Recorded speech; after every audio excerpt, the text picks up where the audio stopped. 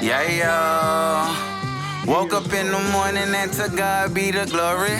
Thankful for another day to tell my story. Put my opinions in the universe and let them orbit. I'm from the dirty south with a dirty mouth, might need orbit. Miss things on me like a nigga Norbit. Had to refuse them cause my bitch no Rasputia, she gorgeous. As I dap my sons up and kiss my daughter forehead. Tell them we gon' get this money till my pockets morbid. Remember living in apartments, now we playing mortgage. I had a tournament this weekend. I was so excited to see my baby play soccer for the first time in a couple of months, and we had been training with him, and we doing box jumps in the basement and shit because he ain't got no hamstrings. And I mean, he just didn't. It's like, look, you know, we ain't got all these other skills, but you slow like your daddy. So I'm smart enough to know what the problem is because I've been there. Right.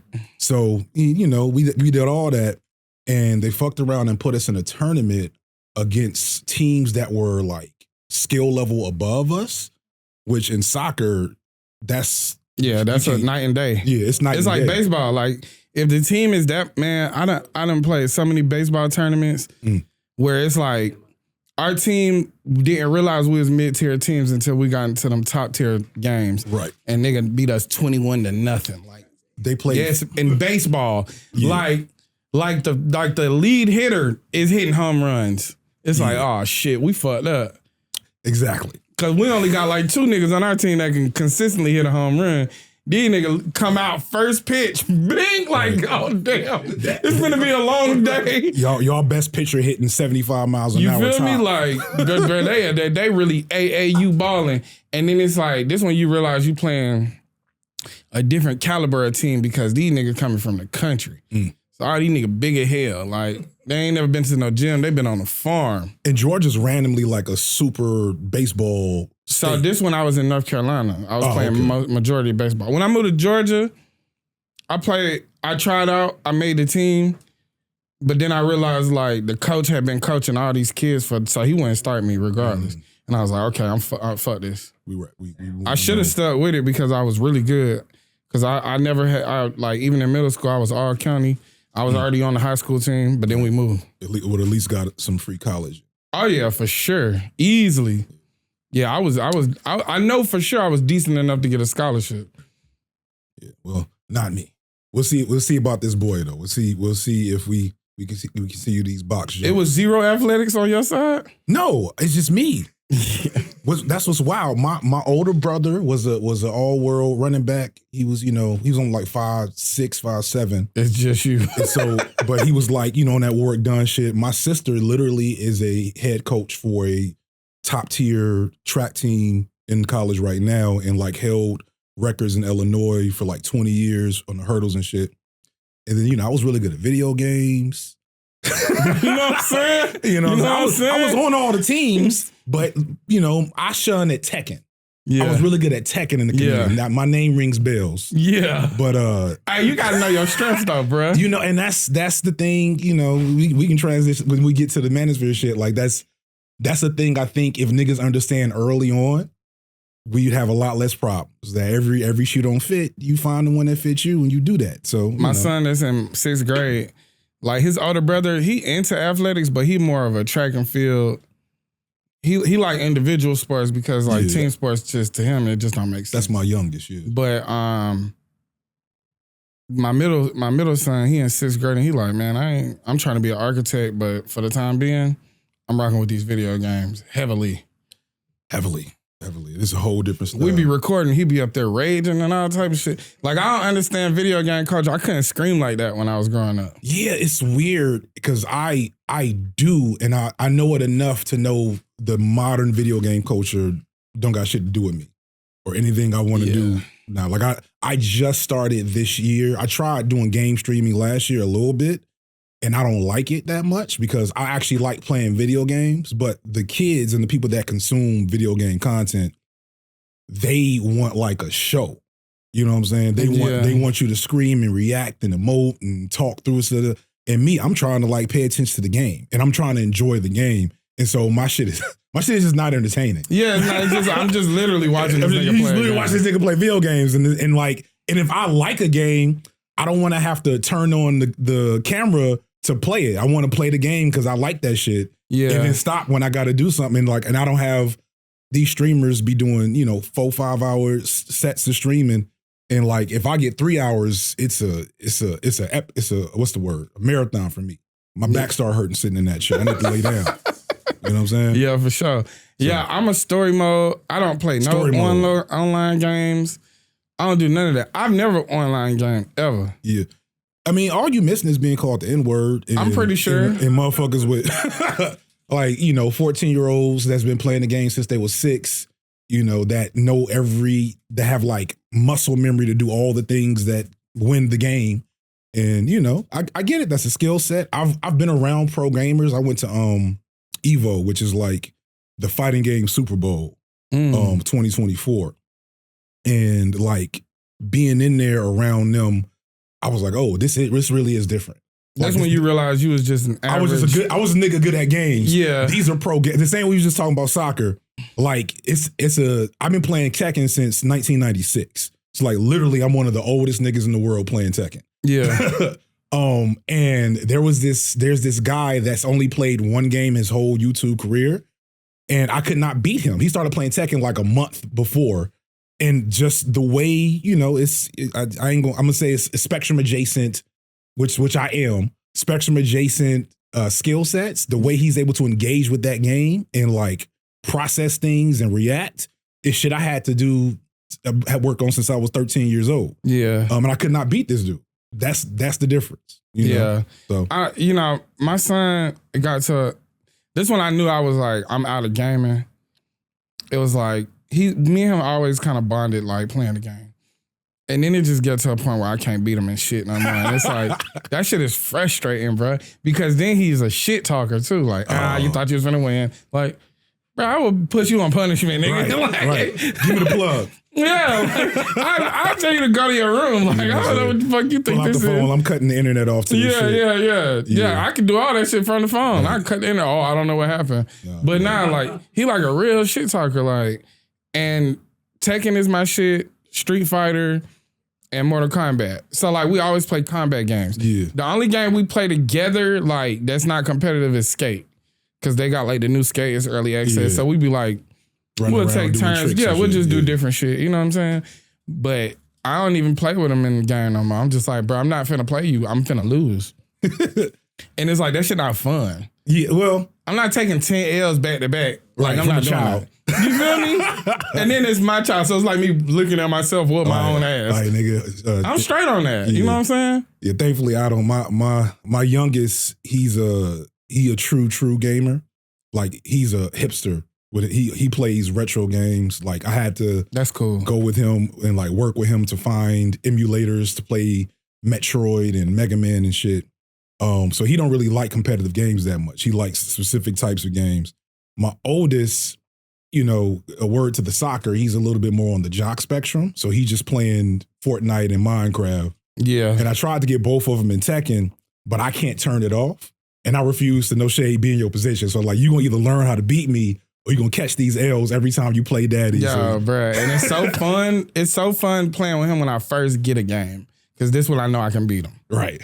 This one I know it's competitive. He got enough muscle memory and I got enough experience where it's like actually competition. Right. The only game I can consistently beat him in is Tekken. Mm-hmm. But anything else, and the new Street Fighter that came out. You got Tekken 8? Yeah. Okay. But it's you know what it is? It's not even all the fighting. It's just Mortal Kombat. I can't fuck with him.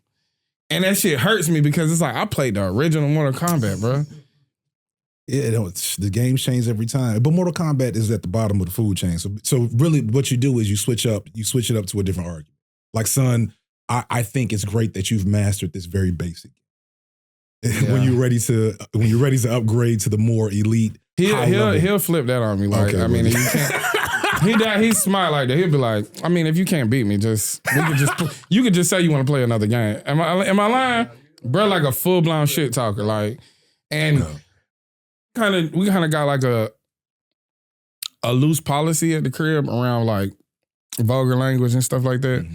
My whole policy is like, if you can't use other words to express it, then you can't cuss. Mm. So like, whatever the case might be, curse words just kind of wipe out like 20 different words at once. So it's like, well, if you don't have the vocabulary to express in any other way, then you can't cuss. So they make sure they sharpen up on their vocabulary. Right. Which means they're better just so they can cuss. You know what I'm saying? You're accidentally creating worse enemies. Yeah, for sure. Ops. Yeah, I'm training my own ops. This shit is crazy. I mean, you know, I think that's when I think about fatherhood, and especially having sons specifically. Like, I don't think of it specifically as training your ops, right? But all I think about is like, what is it within me that I don't want you to exhibit to the world? Exactly. Like, what are the things I wish I had growing up that I can provide for you? Not specifically just like monetarily and structurally, but like emotionally, psychologically. My oldest son is a hard worker. And I always tell him, yo, daddy wasn't a hard worker.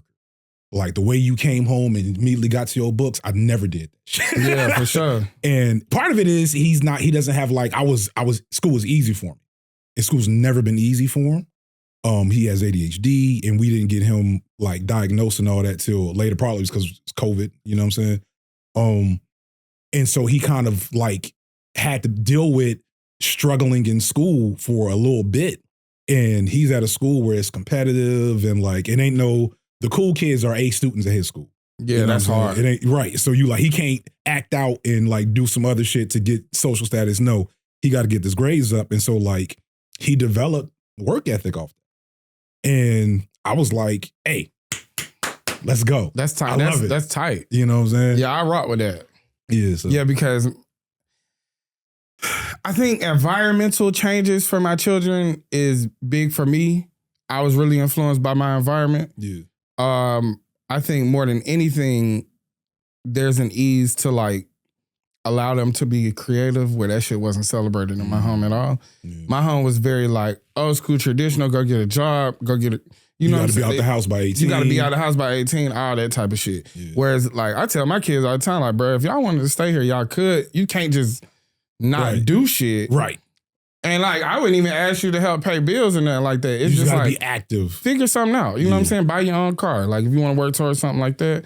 I would love to be like a dad that's like, I bought all my kids' cars at 16. Ideally, that makes sense to me, but I also know these niggas. And it's like, I don't know if giving you a car is right. Because my oldest son, you see what I'm saying? Especially this oldest one, bro. Because he a FaceTime all day with his girlfriend type dude. Oh, yeah. He's 14, got a new girlfriend. It's like a whole thing. And it's like, he was diagnosed on the spectrum at like 4 or 5 years old. I saw it early. Right.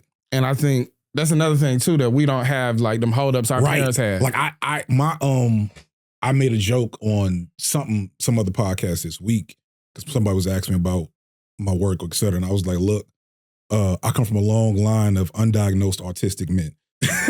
Straight up. Because like autism didn't exist until essentially 20, 25 years ago. It wasn't real. I mean, it existed. I don't know what the camera. Are we? Yeah, we've been rolling. Okay, cool. This you right here. Okay. It existed before I get some actuallys and shit. Yeah. Right. But if you know the black community, you know that shit, you was weird, you was lazy, you was bad. All them things were euphemisms for autistic, ADHD, you know what I'm saying? For something sure. else. That's how my dad is like, bro, you got M&M collectibles from 1978, right, bro. I don't want to hear this shit. My granddaddy, like literally to his death, would make blueprints for no reason. That's hard. Yeah. It's exciting, but it's weird. It's weird as hell. He would be in his room, like, didn't nobody want to talk to him because he's an asshole. That's probably also part of that whole, strain of autism he had, and it's in my family. But he would just be in his room. My grandma had died like 2 years before. And so he would just spend his days making blueprints to shit, the shit that didn't exist. And so like I got an uncle that can install a light switch in your car to turn it on. He ain't never been to no mechanic shop or nothing. He just figured that shit out. Where was he going? Oh, this is so autism in the black community is what we call nigger rigging. Yeah. It's just like a lot of makeshift electricians, nigga. Because you ain't got like if you are in a black community, you know someone that has a otherworldly skill to do some random shit. Yes. That they weren't formally trained for. And a lot of those men and women fell victim to the crack epidemic.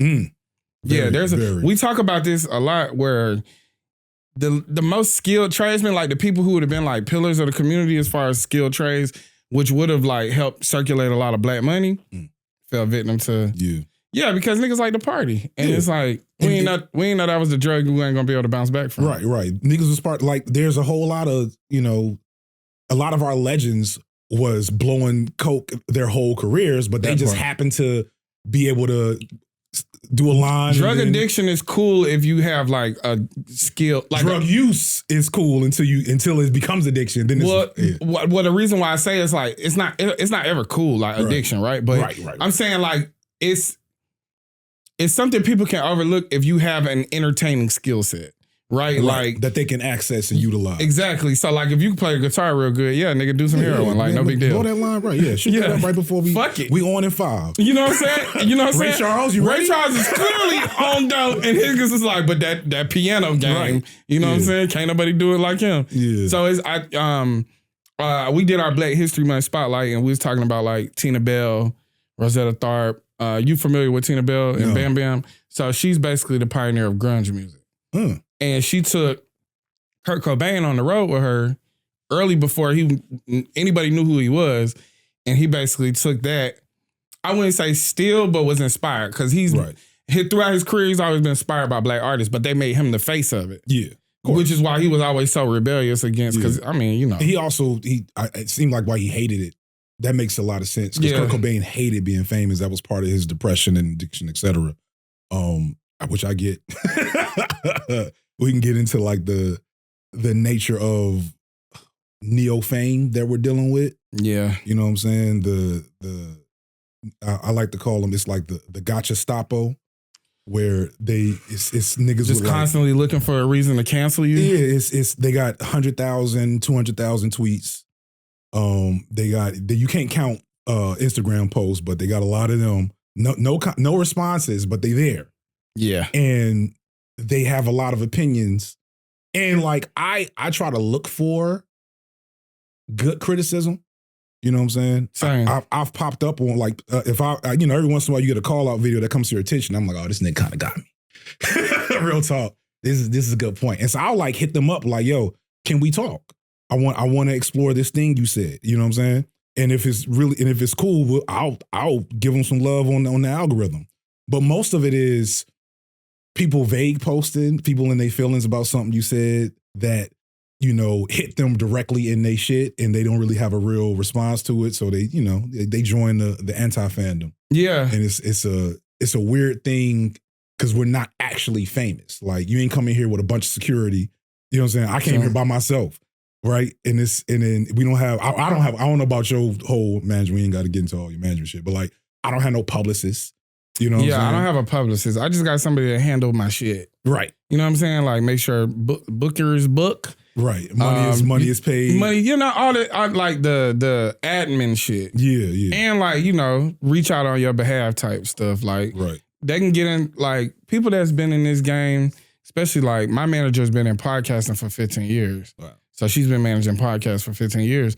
So it's like she know people to call that I don't have that access. It's good. Yeah. But publicists? Absolutely not. Right. How do we handle this? You know what I'm saying? I don't even, you've been my publicist. Yeah, we set this up texting. Yeah. You know what I'm saying? Wasn't publicist calling? Yeah. FD's been my like silent publicist. Like, yeah, I see they cooking you right now. Just let them cook. It'll go away in 3 days. Don't worry about it. It do. But every time you've given me advice, if I follow the advice, it works out exactly how. But you've been doing this a lot longer than me. Not so much longer. I started in 2020. FD, you've been doing it longer than me. When did like Deontay Kyle like start being like such a big I went viral the first time in 2023. Oh, because I only had like 3 years on you though. Yeah, but it's a big 3 years because I'm gonna say why. Because you'll post on YouTube and do 1 million views. That's a different world, my nigga. True. But that's so much. And you editing your shit too. No. I stopped editing my shit years ago. Okay, good, great. I got like Final Cut. Yeah. But like all the like graphic shiny shit. I said myself earlier, I'm gonna do all that shit.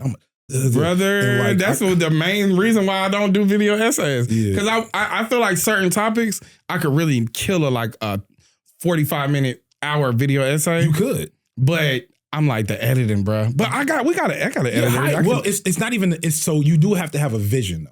Yeah, no, I could create like what it would be. It would be basically like a one sheet or like a deck, a creative deck, or like a vision board for like how you want shit. I don't do none of that shit. I don't know how you do this shit. I'm gonna tell you something. First of all, this is FDSignifire. I'm sorry. Wait. If you don't know who he is, man, get from underneath the rock, nigga. You know what I'm saying? This is the nigga. I appreciate it. I appreciate it. Yeah. YouTube. This is who I listen to if I want to learn some shit. That's dope. That's dope. There's people I listen to that I'm also make sure you get in touch with and connect with. Absolutely. Everything, like a lot of my perceived knowledge and intellect is just me regurgitating and low-key like synthesizing people with PhDs in Black studies. I think You know what I'm I think saying? that I think like trickle down intelligence is like a low key thing. That's like real talk. We are really important. And folks is going to like hear that and be in the comment section talking about egos and whatever else.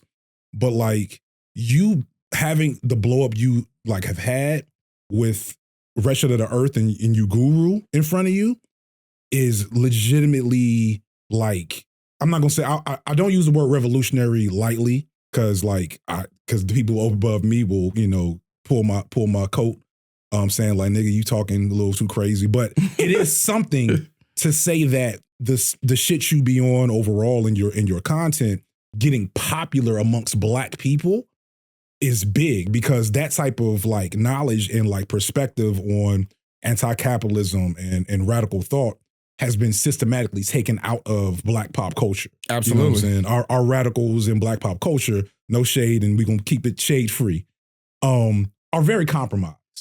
And I just keep it shade free because I don't want to open up no other doors. Yeah, bro, don't wake up them niggas. Yeah, I'm sorry, but I've been dealing with them niggas for the last 3 weeks. Oh yeah, it's tough. But also too, like, fuck them niggas. Like, I don't be scared to take it there with them, and I know that like it's gonna get a lot of pushback when I do it. But I think the bigger thing is like, let's have a conversation. Like, we can't let these people go unscathed, and like, because that's how you create like MAGA. Yeah, it's just like. There's no pushback. It's like the fear of things coming in droves. Because they come in droves. Yeah. So it's like, it's this game. What's that game? It's a zombie game. Left 4 Dead. Is it the one where like the shit come? They come in. You'll kill a couple of zombies for like 15 minutes, and all of a sudden it's like 500 of them. Bro. Yeah. And you gotta get the fire active. Like you can only kill them. You gotta save all your power ups for when the war coming. Yeah. You see what I'm saying? Yeah. So it's like you dealing with it like that. Like I could like dealing with 1 or 2 of them. It's like, yeah, bro. But then it's like, oh shit. It's the ones that come with institutional power. Yeah, that's yeah. So one of the reasons why I'm doing, people have been making fun of me because I'm doing low key oppress run. I'm coming out with this. One name I will say is Tyler Perry. Okay, cool. And I'm coming out with this Tyler Perry video. When it's dropping, you know, like we'll fast track it. Okay, well you don't have to because like it's waves of like attention. It would be like 6 weeks then. Oh nah, fast track. Yeah. I could push it up to 2 weeks. You know what I'm saying? 2 weeks is good. 2 weeks. Yeah, I'm telling you, bro. I've been in this bitch working nonstop. I was thinking about that today. Like, I need to slow down because I'm only dropping one interview a week. Oh. So I do the solo and then I do the interview. And That's I was like, good though. Like, I know, but I have some shit that's like in the tuck for real. I'm like, God damn, I need to. You drop this eventually. You know what I'm saying? Like, I don't want to forget about because I'm thinking about this. Like, I was going through my list and I was like, shit, that's not coming out for 5 weeks. Like, I kind of want that to come out now, but we'll figure it out. Yeah, that's we'll rough. fast track it. But tell me what ideal time, and then we'll schedule it around. My shit come out Monday, and then like anytime before mid-March is cool with me. Perfect. So if it's like 3-4 weeks, that's fine. That'll be good. Because that'll give it a little boost. Might start dropping 3 episodes a week. Now the Tyler Perry video probably will do big numbers. Absolutely. And so like so first off, let me just apologize for the wave of white people that's about to pop up in your all good, in your comment section and feeds, because the thing that the blow up on YouTube, I can't front. The initial blow up was I talked about some white people shit in a way that white people on YouTube had not seen a nigga do. And million views, 100,000 subscribers after like 2,000 for a year and a half. And I was like, oh, this is weird. My uncles would not approve of this shit. And I gotta really like self-evaluate. That's really what brought me into a more radical position because I didn't want that Van Jones. treatment. I was like, this is not. I'm doing something wrong if white people are this comfortable in my comment section. Yeah. But YouTube also doesn't have like. That's why I really wanted to connect with you. YouTube doesn't have an algorithm designed effectively for pursuing Black eyes and ears. Like YouTube. Their algorithm sends Black people to sports, to fashion, to hair, to, hood entertainment type shit. Shout out to like corporate, right? Corporate, I don't know if you know him. He's in Chicago. Like he does millions of views. And I love his shit, but it's not like political, commentary. And the political commentary that's there, Black brother from CNN that left years ago, Chunky Cat, Roland Martin. Martin, yeah. Like he got a lot of subscribers, but he don't Chunky Cat. I mean, he's like perfectly round. I met him in person, and he had on like full African garb. It was such a wild experience. It was fly though, but it was like, damn, this is the Roland Martin. It is Roland Martin, yeah. And so him, right? Being around with a name like Roland too. That's audacity. The audacity of God. Yeah.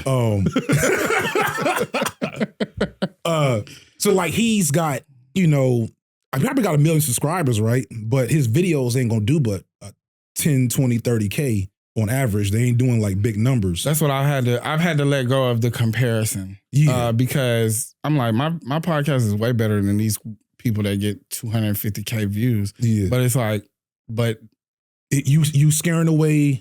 You scare away Black moderates. You scare away Black like hardcore liberals. The Black excellence brunch. You especially probably scare the Black excellence brunch crowd with this little tattoo on your hand and shit, and the almost wick situation. Yeah, like they come for me because like I still seem and sound familiar. I got my little CAU hoodie on to be like, yeah, it's Black liberals. I'm so cool. I'm so approachable. Yeah. So like Barack Obama is an op, right? Right. And then suddenly dislike bars start. Let's talk about Jasmine Crockett. Ooh, no, let's not. Yeah.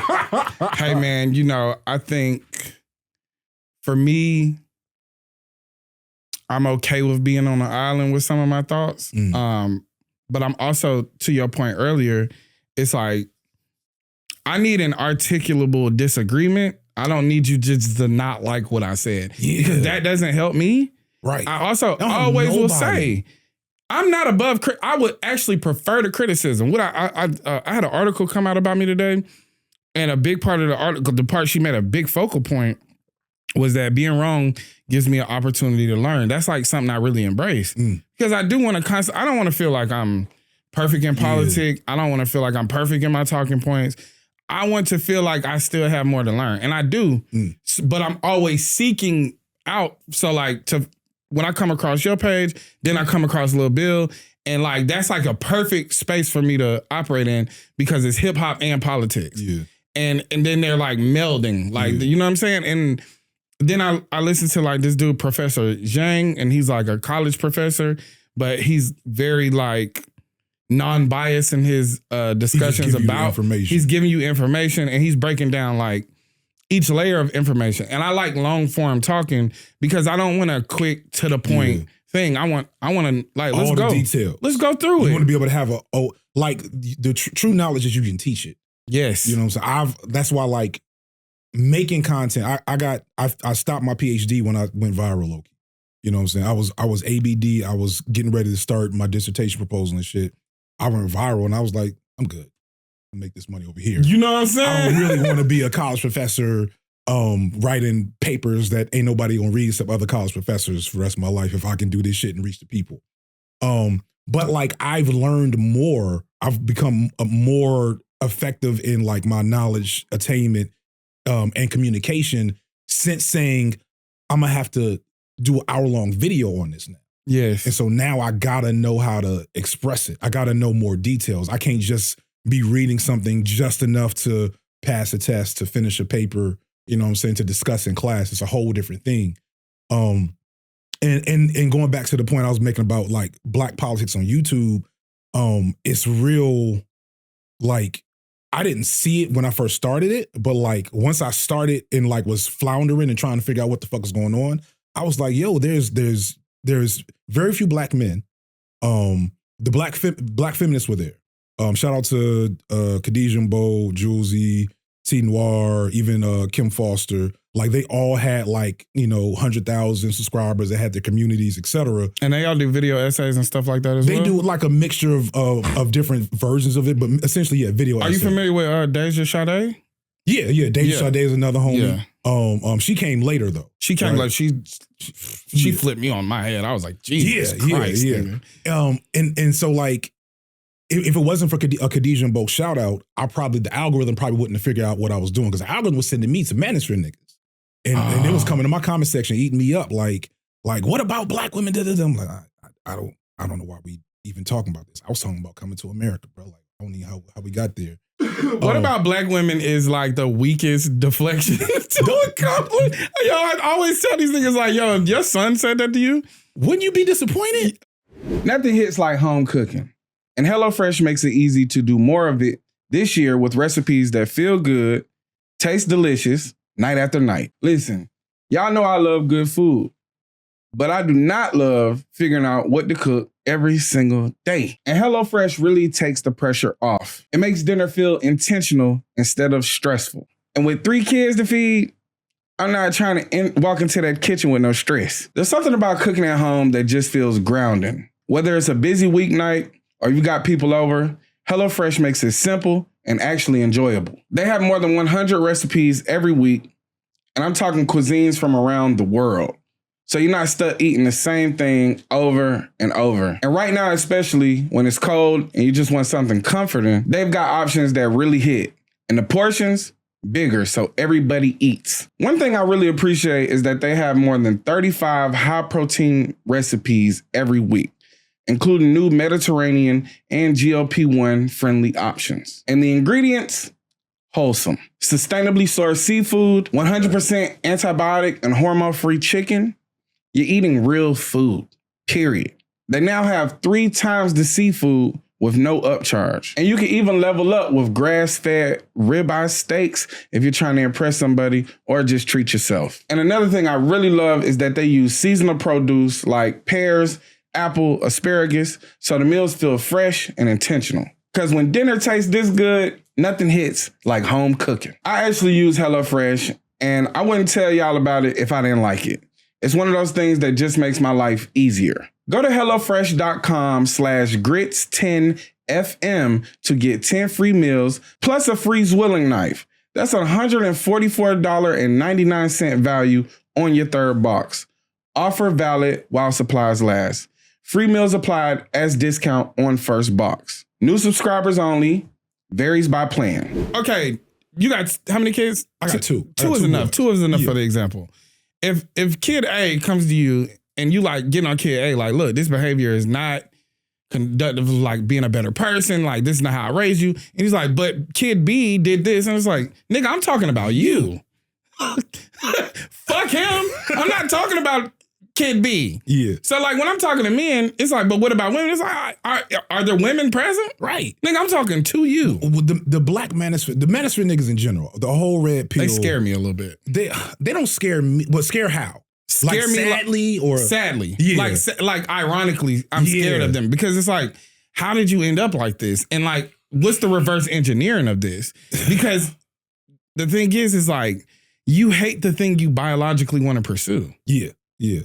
So it's like if a nigga was hate, like I hate food, but I'm eating. I mean, some of them probably low key. You know what I'm saying? It's a lot of undiagnosed behavioral health issues in that community. Yeah, there's something going on. I had brother. Because I used to check on them a lot more when I was smaller, and part of it was to just be like, all right, how do I make sure I understand these niggas, or how do I make sure these niggas understand me but don't like feel comfortable in my presence? That you know part. what I'm saying? Like I want all black men to feel like they can watch my shit and not feel completely, turned off by it. And everything ain't for everybody. Right. But I also I'm always trying to say, okay, how do I engage with this population without making that population feel like I'm part of their crew? Because I'll never forget when Kevin Samuels died, and I was like, essentially fuck that nigga. Niggas in my comment section was like, damn, FD, I can't believe you said about Kevin Samuels. Like, you can't? Fuck, what am I doing then? Because I'm not doing something right if you think. Sometimes things happen to me like that. And I'm like, Like, how are you? But then I realized too, I have a different issue than you have because you are not clip famous. Yeah. So like in order to promote my podcast, I have to post clips on social, which means there's a lot of niggas that only know me from clips. Right. And so they haven't seen context. They haven't watched a full show. They haven't seen a lot of the details that go in. They just see the hits and the talking points. Right. And then it's like, well, I can't believe this your take. It's like, nigga, what are you talking about?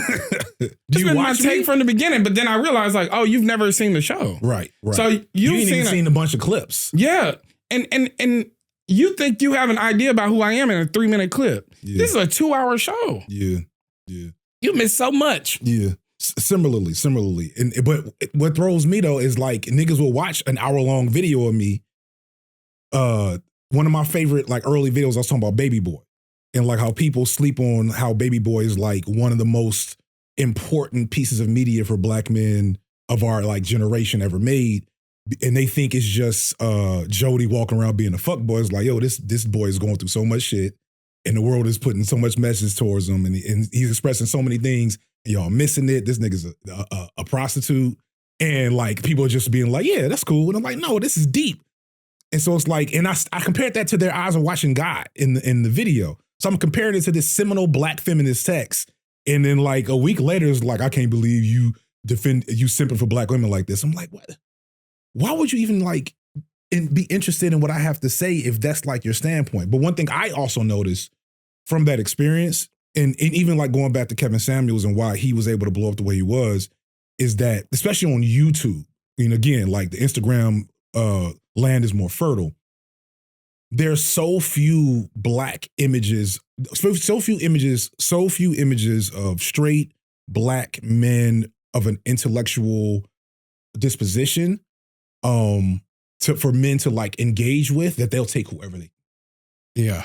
Even if they don't agree with you, they just want to hear that so they can be reminded of that aspect of their own humanity. Even if they feel like you're full of shit and they hate everything you're saying, the hate watchers pay a lot of bills in the FDSignifire household. Yeah. You know what I'm saying? And they'll willfully misunderstand you, they'll willfully misrepresent you. You were talking about like what's sad. So I just Googled some shit the other day, and it's like there's this Black Manosphere dude that's literally 75 years old. Literally 75 years old, posts 3-4 videos a week of him just talking to other black incels about how bad black women are. He just posted something about me, I think like yesterday. And it's like, oh, I gotta keep working. I gotta keep working. Because this shit is really sad. 75.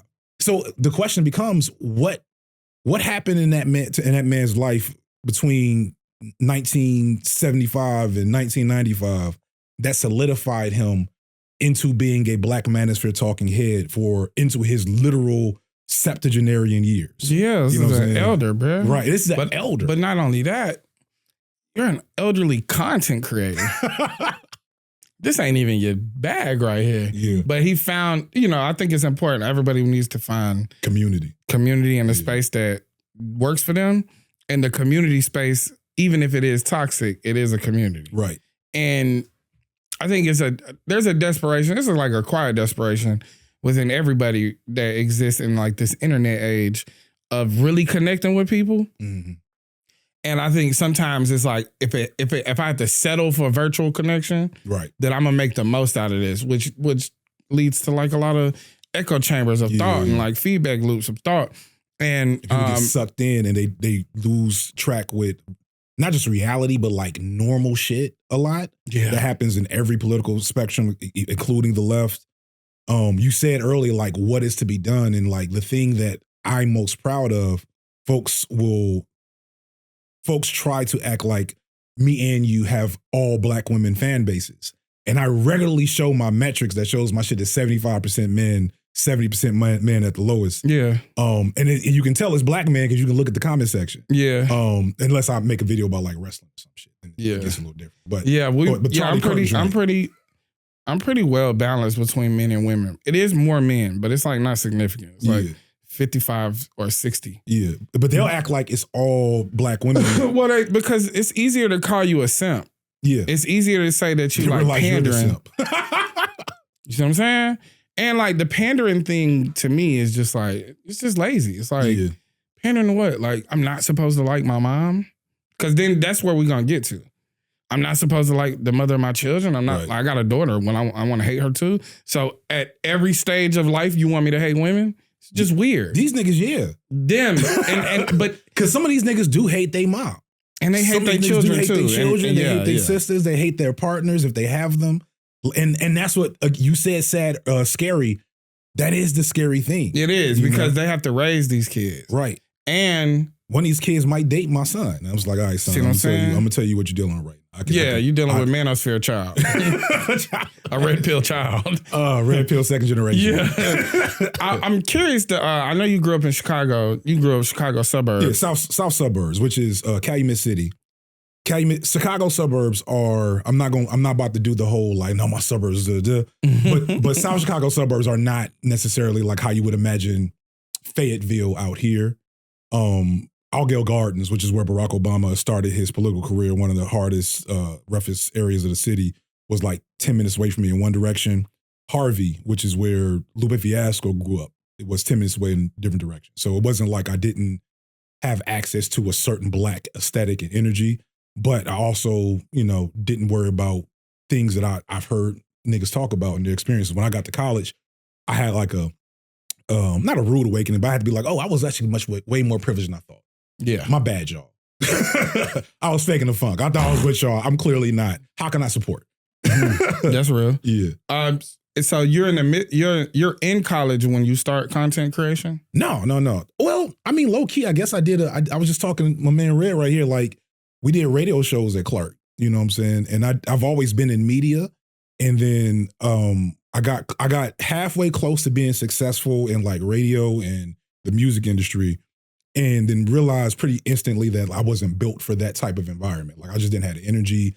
I didn't have the drive. I don't be liking people and being around people. Niggas wanted me to go to the club and like be at parties and holler at the DJ. I'm like, I don't want to do none of this. This is loud. I want to go home, play Final Fantasy. And I was like, okay, that's who I am. Let me chill. And so I became a teacher. And what's interesting is that like the teaching experience influenced my politics today more than anything. Even though I hadn't read anything serious to like change the way I perceive the world, I just had a firsthand experience with the system, a firsthand experience with structural racism, with generational lack, and how like systems protect themselves at the cost of the people. Right. You know what I'm saying?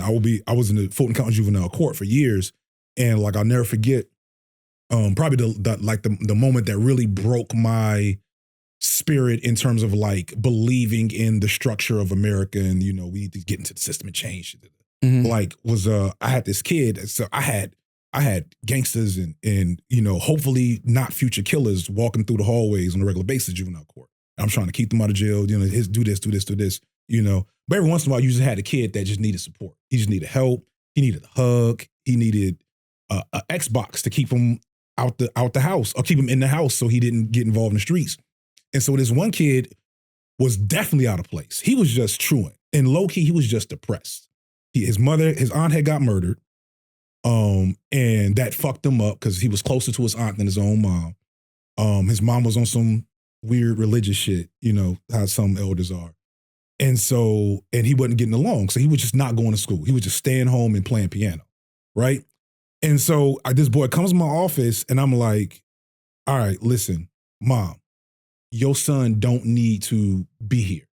I understand you got problems with the truancy, We're going to do this. When we go to the judge, we're going to do this, and this to keep your son out the system. Because if your son gets in the system, chances are shit just going to get worse for him. Right?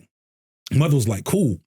We got to the court and I never get, I'm trying not to get emotional, like, because this shit sticks with me. We got into the court and I got my little reports, guardians and all the lawyers and shit, because it's just kind of process for everybody because it's little niggas in there all day, every day, with different crimes and shit. I do my little report and I say, Judge, we request therapy and, a couple meetings a month to check in and he should do this, and this. And the judge, and this is one of the good judges, because some of these judges ain't shit. Judge is about to say, all right, cool. And his own mama stood up and said, Judge, I want my son on probation. And I was like, and I couldn't say nothing. And the judge, and I looked at the judge like, my nigga, like, and the judge was like, I hereby probation, yada, yada, yada, for how long? And I just walked out there. Like I walked out, I didn't say nothing to the mom. I didn't say nothing to the kid because I was like, I'm gonna end up in front of a judge if I don't get out of here right now. Yeah. And like that was because that's a mom that, you know, unfortunately through a series of failures thinks this system is for her child and doesn't understand how these systems really work. Didn't trust me. There's, you know, we without manosphere bullshit, getting into manosphere bullshit, we can get into how little black boys are regarded in society, how having a black son that doesn't behave well becomes this like scarlet letter for a parent. And so you overreact to your son's reasonable misbehavior under, you know, societal circumstances.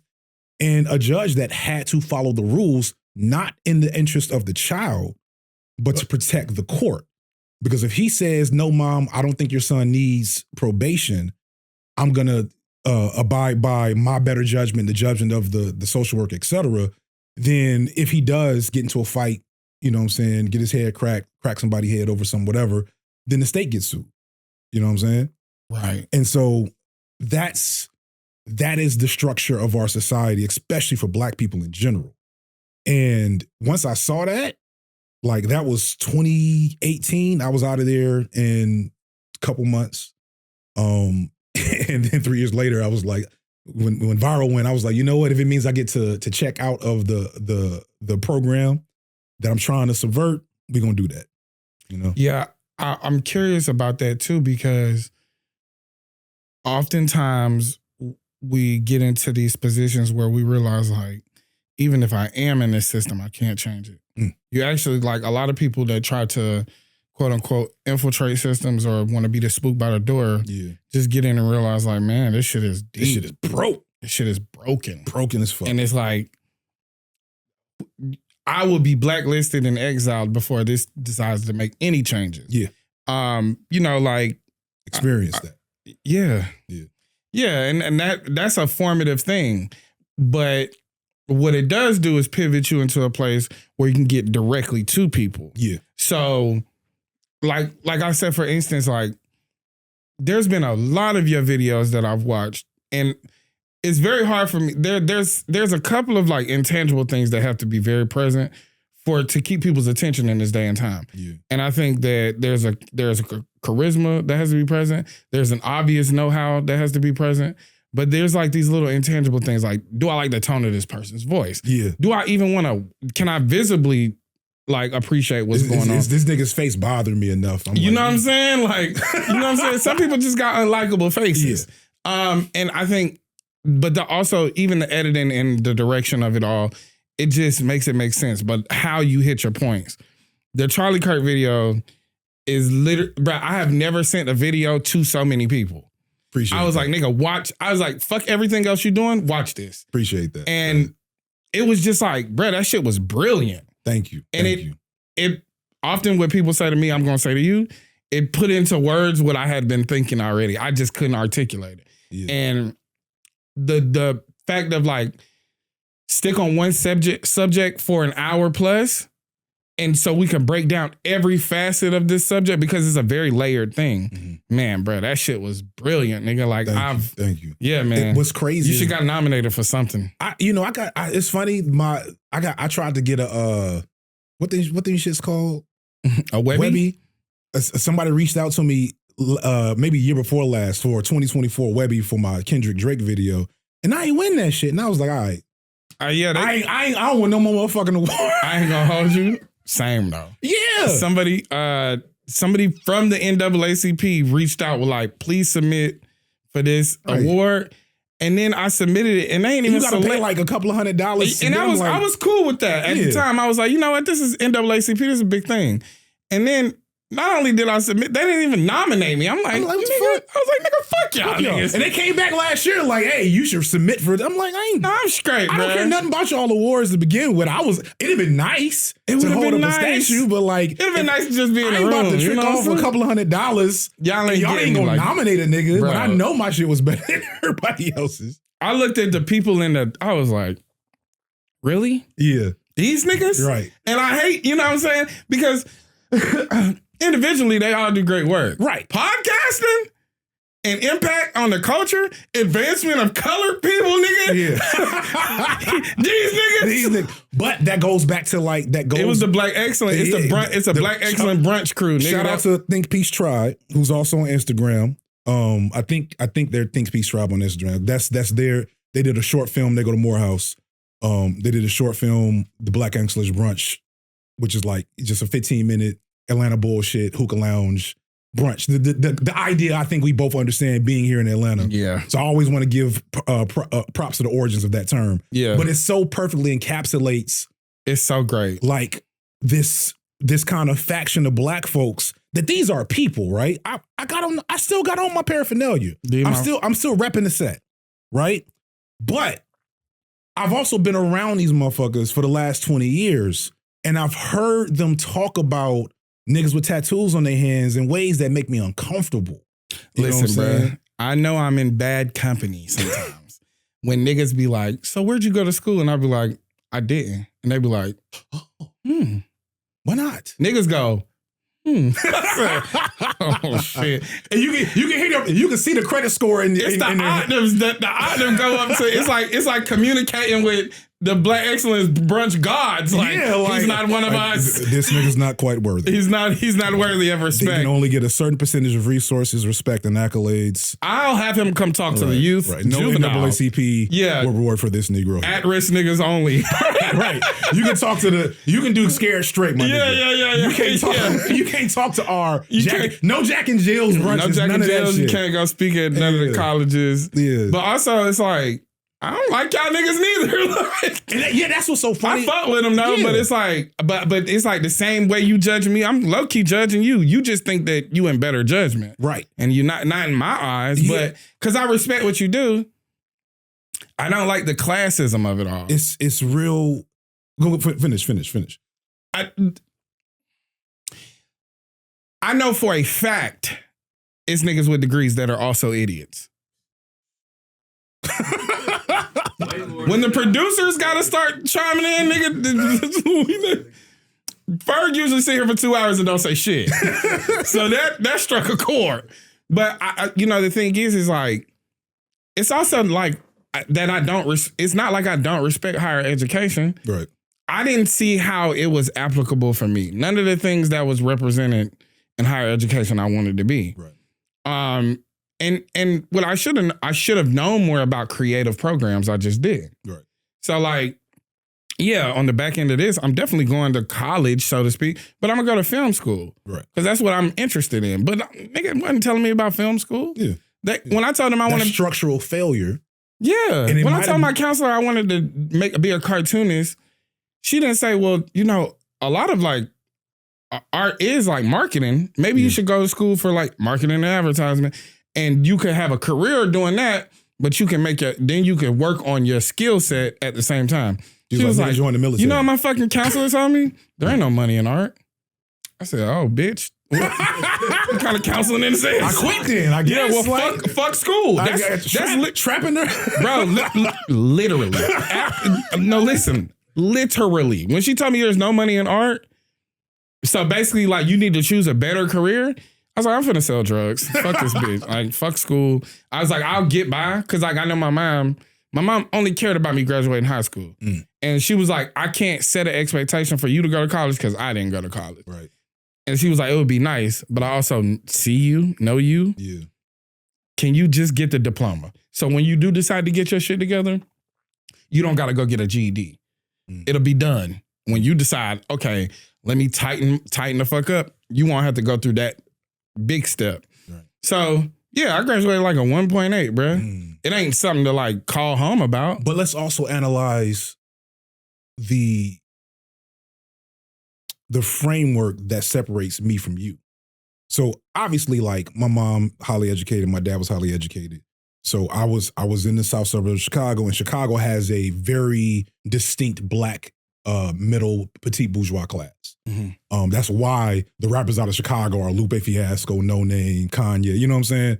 Like, we still got Twista and Crucial Conflict and shit. But it makes a lot of sense, right? Though. And low key, my parents know most of their parents. You know what I'm saying? There was a community. There's also like the remnants of the Black Power movement.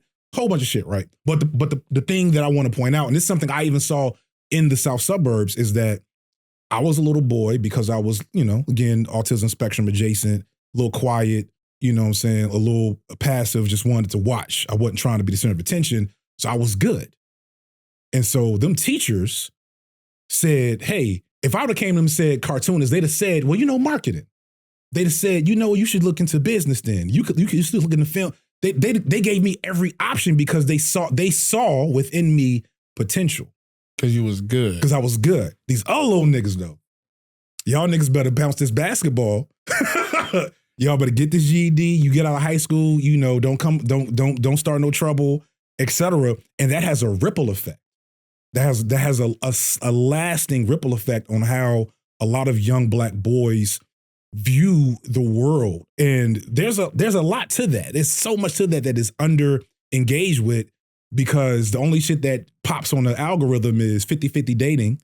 Yeah, it's rough. You know what I'm saying? Like, and the only, I struggle with it because when I touch on that, there's one or two of them niggas.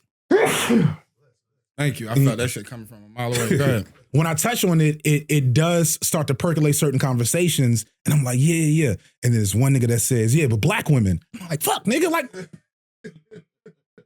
FD, we have to do a better job of ignoring those people. No, I mean, yes.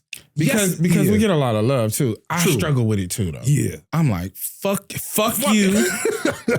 Here's a picture I found of your wife, nigga. Like, bro, I gotta stop doing shit. Like, it's because I'm getting trolled. Right. And it creates incentive. Like there's niggas I would love to air out every time I pick up a microphone. But what that does is it doesn't just give a license for them to make content about me. It literally trains the algorithm to connect us. The algorithm hears me say that motherfucker's name. My viewers go see what he got to say about me and vice versa. And now we connected. And now I got to deal with his fan base or their fan base on a regular basis in my comment section. So I had to learn early. So the good thing is I learned that with white people. I had a bunch of white beefs with white leftists early on in my career. and when I realized that all I was doing was creating like a conflict content cycle, I was like, oh, I'm gonna just stop talking about these motherfuckers and just go make dope content. And these motherfuckers still ain't past 400,000-500,000 subscribers. Yeah. And I hit 1 million last year. So I use them niggas as marketing. Because you got to be careful because that's how you also get them trolls, because the motherfuckers these motherfuckers with no lives. Yeah, it's unfortunate because I can't fathom it. So like even before content, like I was a full-time truck driver. Like I always had something to do. Right. And then I got kids. So it's like I get off the road, I'm fully engaged with them because I've been gone. Right. So my life, even as simple as it was very active. Yeah. And I always had something to do. But I can't really imagine that side of, I don't know what that looks like. I can imagine like it stinks. You know what I'm saying? I can imagine. Yeah. Unmoisturized. Yeah. And it's very like same draws for 3 days, these type of vibes. Yeah. And it is that though. It is that. You know, but I think when I say I use them for marketing is that I've already seen 5 videos that you made about me trying to get my attention. And so of course there's people like looking to see what the response is gonna be. So like I usually will give niggas one video. And I know y'all gonna eat off of that one video for weeks. Y'all gonna clip it to death. Y'all gonna clip it out of context to make y'all videos. And I'm never gonna say anything else about it. Yeah. But I just realized, I learned it early on TikTok that like that content beefing will drive engagement. Right. But it will drive away direction. Yeah. So you'll lose direction. And then now when you finally post a video about something you really want to talk about, nobody is engaged. They're there for the drama. And not only they're there for the drama, they also waiting on you to fuck up for real so they can get in your ass. Absolutely. Because that's what they came there like so many, the Bad Bunny performance, right? And it really is anything political where you gotta ruin people's fun. And I be trying not to do it. I hate running the fun. I haven't done it yet, but I will. I'm getting better at it. I specifically chose not to say anything about the Bad Bunny performance. Yeah. Because for one, he makes good music. I've never heard. Okay, so I actually over the last 2 weeks, it was like, well, I was like, this nigga's overly famous. Like, he's huge. And I was like, out of touch. So it's I'm not the demographic that he's aiming for. I'm not Spanish speaking, and also like he has a whole southern continent on his side, right? So I was like, man, I'm gonna check this dude out, and you can ask Big Cat, like, I've been listening to this nigga. I don't know what he's saying. Yeah, that shit is a vibe, nigga. Bro. That shit is vibey as fuck. Yes, I don't know what's happening, but it sounds good. So my wife knew it. And I went to go watch the halftime. I didn't watch the NFL. I don't watch sports. So, and then I was also like, I thought we was off the NFL, but whatever. That's conversation. It's a conversation for another day. So, I go watch the YouTube and I'm like, oh, this is good though. It's good that these artists, especially the last two, who may not be the most savvy or vocal about politics outside of their music, right? They may be very politically charged in their music, which is like a Kendrick or Bad Bunny. But I'm glad they used their performance to tell a story of colonialism. In such a way. Like, if you have this many eyes, at least if they don't understand what you're saying, so to speak, because a lot of people don't understand what Kendrick is saying either. Yeah, true. Even if they do speak English. But what you can read is the story that they're telling visually. And I appreciated the fact that these people are using these platforms where they know they got a lot of eyes to tell visual stories that are like political. Yeah. I don't understand how y'all hate the system and every year it gets bigger. This is where my crossroads is. Because these niggas don't hate the system like they say they do. Yeah. And I even was like, I'm going to just watch it on YouTube. That's still what it is, but I make money off YouTube, so I'll go watch it on my shit. I won't give the money directly to the network with my attention, son. Well, yeah. It's all funneling back to the same shit. Yeah. We're all like compromised in that aspect. We can't escape it unless we just stop. Right. You know what I mean? Or it goes away. It's captured our community and attention. Like I still watch football. I'm a huge Bears fan, right? That's real. That is literally a part of my childhood that I engaged with before I understood what a multinational corporation that's a front for the military and industrial complex could be. You know what I'm saying? That's a front for Zionists. You know, like I couldn't understand that at 8 when the Super Bowl shuffle happened. Yeah, you know what I'm saying? That's real though. But also too, you got Chicago. Like, see, I don't have the Falcons is up. No, you was in North Carolina. Yeah, and then the Panthers ain't never been shit. Yeah, and they got here like 97. You know what I'm saying? That was brand new. I think the first Super Bowl that I vividly remember was the Titans coming up a yard short. I think it was 99? That's 99. That's a classic. 99 Rams versus Titans. Because I was a big, what's your boy name? What's the running back? Eddie George. No. The most football-looking nigga in football history. Yeah, so I was a big, I'm a Madden baby. Right. So I'm a big Eddie George and Marshall Faulk fan, so I really don't care who win either way. Right. But even at 9 years old, because the Titans had a black quarterback, I wanted them to win. True. So, because my dad was like, yeah, nigga, we might get Steve McNair, nigga. But on this, but like going back to the halftime show, right? Mm-hmm. I was a comment I responded to just last night because I was getting at, so the halftime show shit is dope that we have something there that can be a jumping off point for people, right? People didn't know that Ricky Martin was singing a song about colonialism in that piece. Yeah, I didn't know because I don't, especially with Brown anti-colonial activity, I don't know shit about that. I'll be in my own business, right? So it was dope. I was like, okay, now we got stuff to say because there's a lot of conversations to have with Latino Americans about certain shit. So dope. We got jumping off points. I'm gonna translate this real, nigga. Right. But it's also important to understand how it's all still controlled and captured. and that these people are stopping just close enough to confronting Empire to be safe. Because if they really confronted Empire in those moments, and that's when you get into the spoiler mode, where people start getting mad at you. When you tell them, when they start really confronting Empire, they will take you off the board. Period. Yeah, because really confronting Empire in that moment would have been starting the performance and stopping. Right. Just all right, that's the end of the show. We literally we're going to do the mannequin challenge for the next, because it's only a 13-minute. It's like 30 minutes, yeah. No, it's 13 minutes. Is it 13? It feels long as hell. It's 13 minutes. Damn. So they got to squeeze like all of the hits and a story into 13 minutes, which is an eternity in social media land. True. But yeah, it's 13 minutes. Right.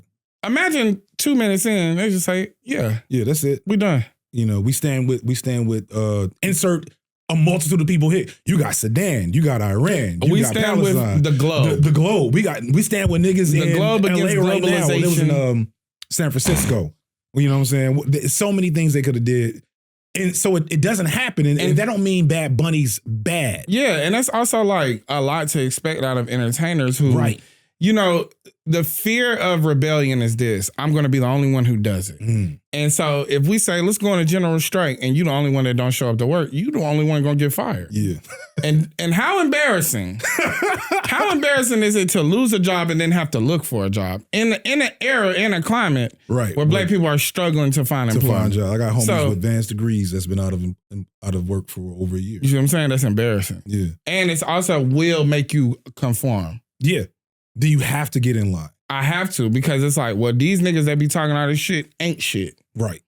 But going back to the Super Bowl, right? Yeah.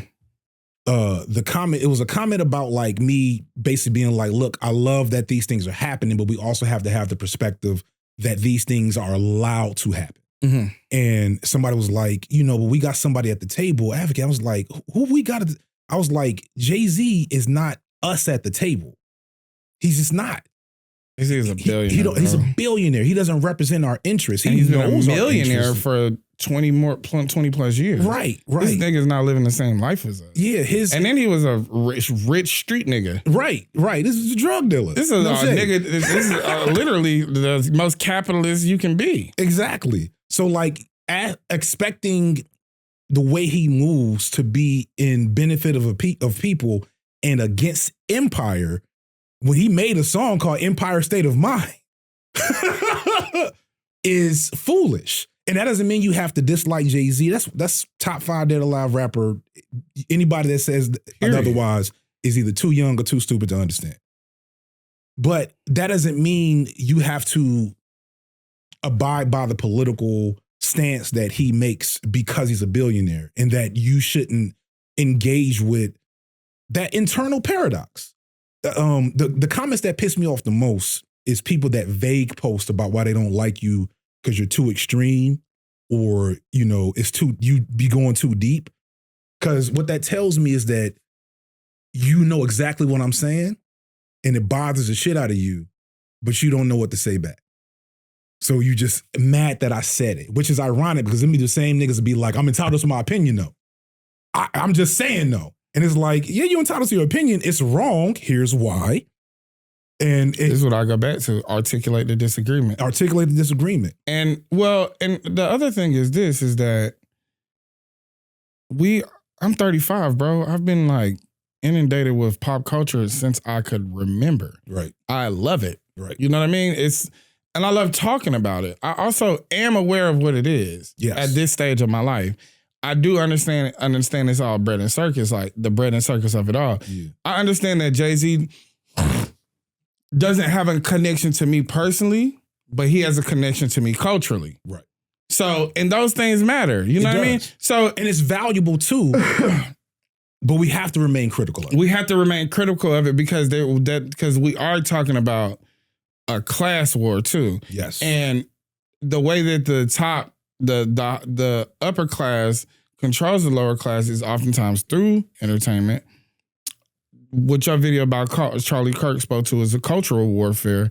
And then we have to also understand that it's very ironic to, at a period of time when ICE is all the talk, have a Spanish-speaking performer only perform in Spanish. which looks like a fuck you to the system. Right.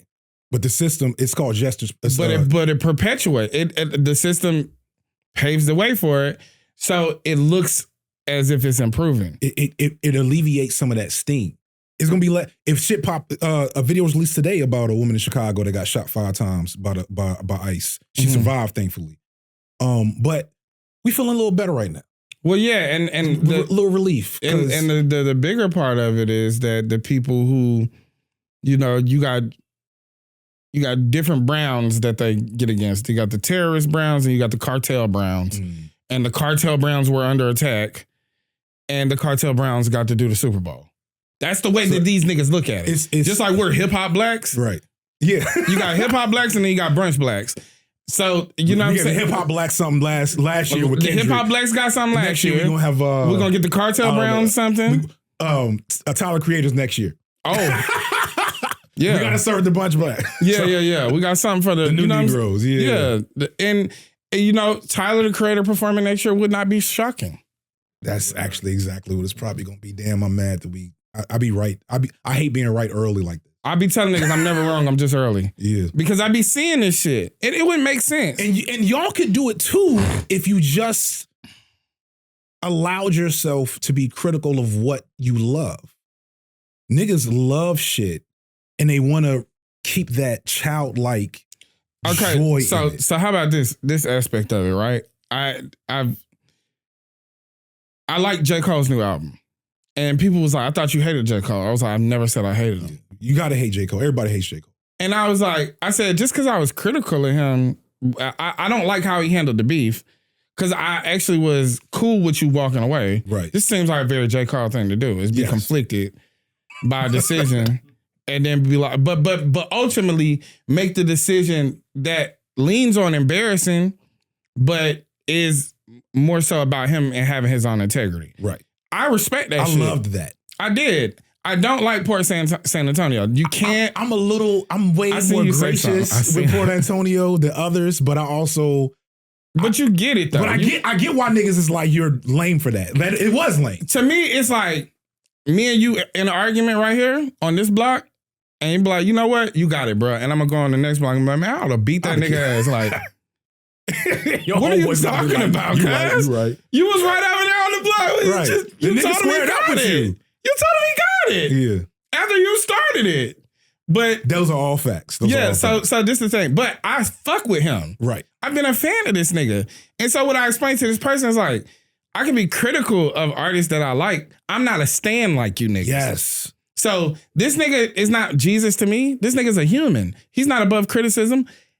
If J. Cole is a fan of this show, right? I met J. Cole the other night. Oh. He spoke so highly to me and like, he spoke life into me, bro. That was one of the realest shit ever.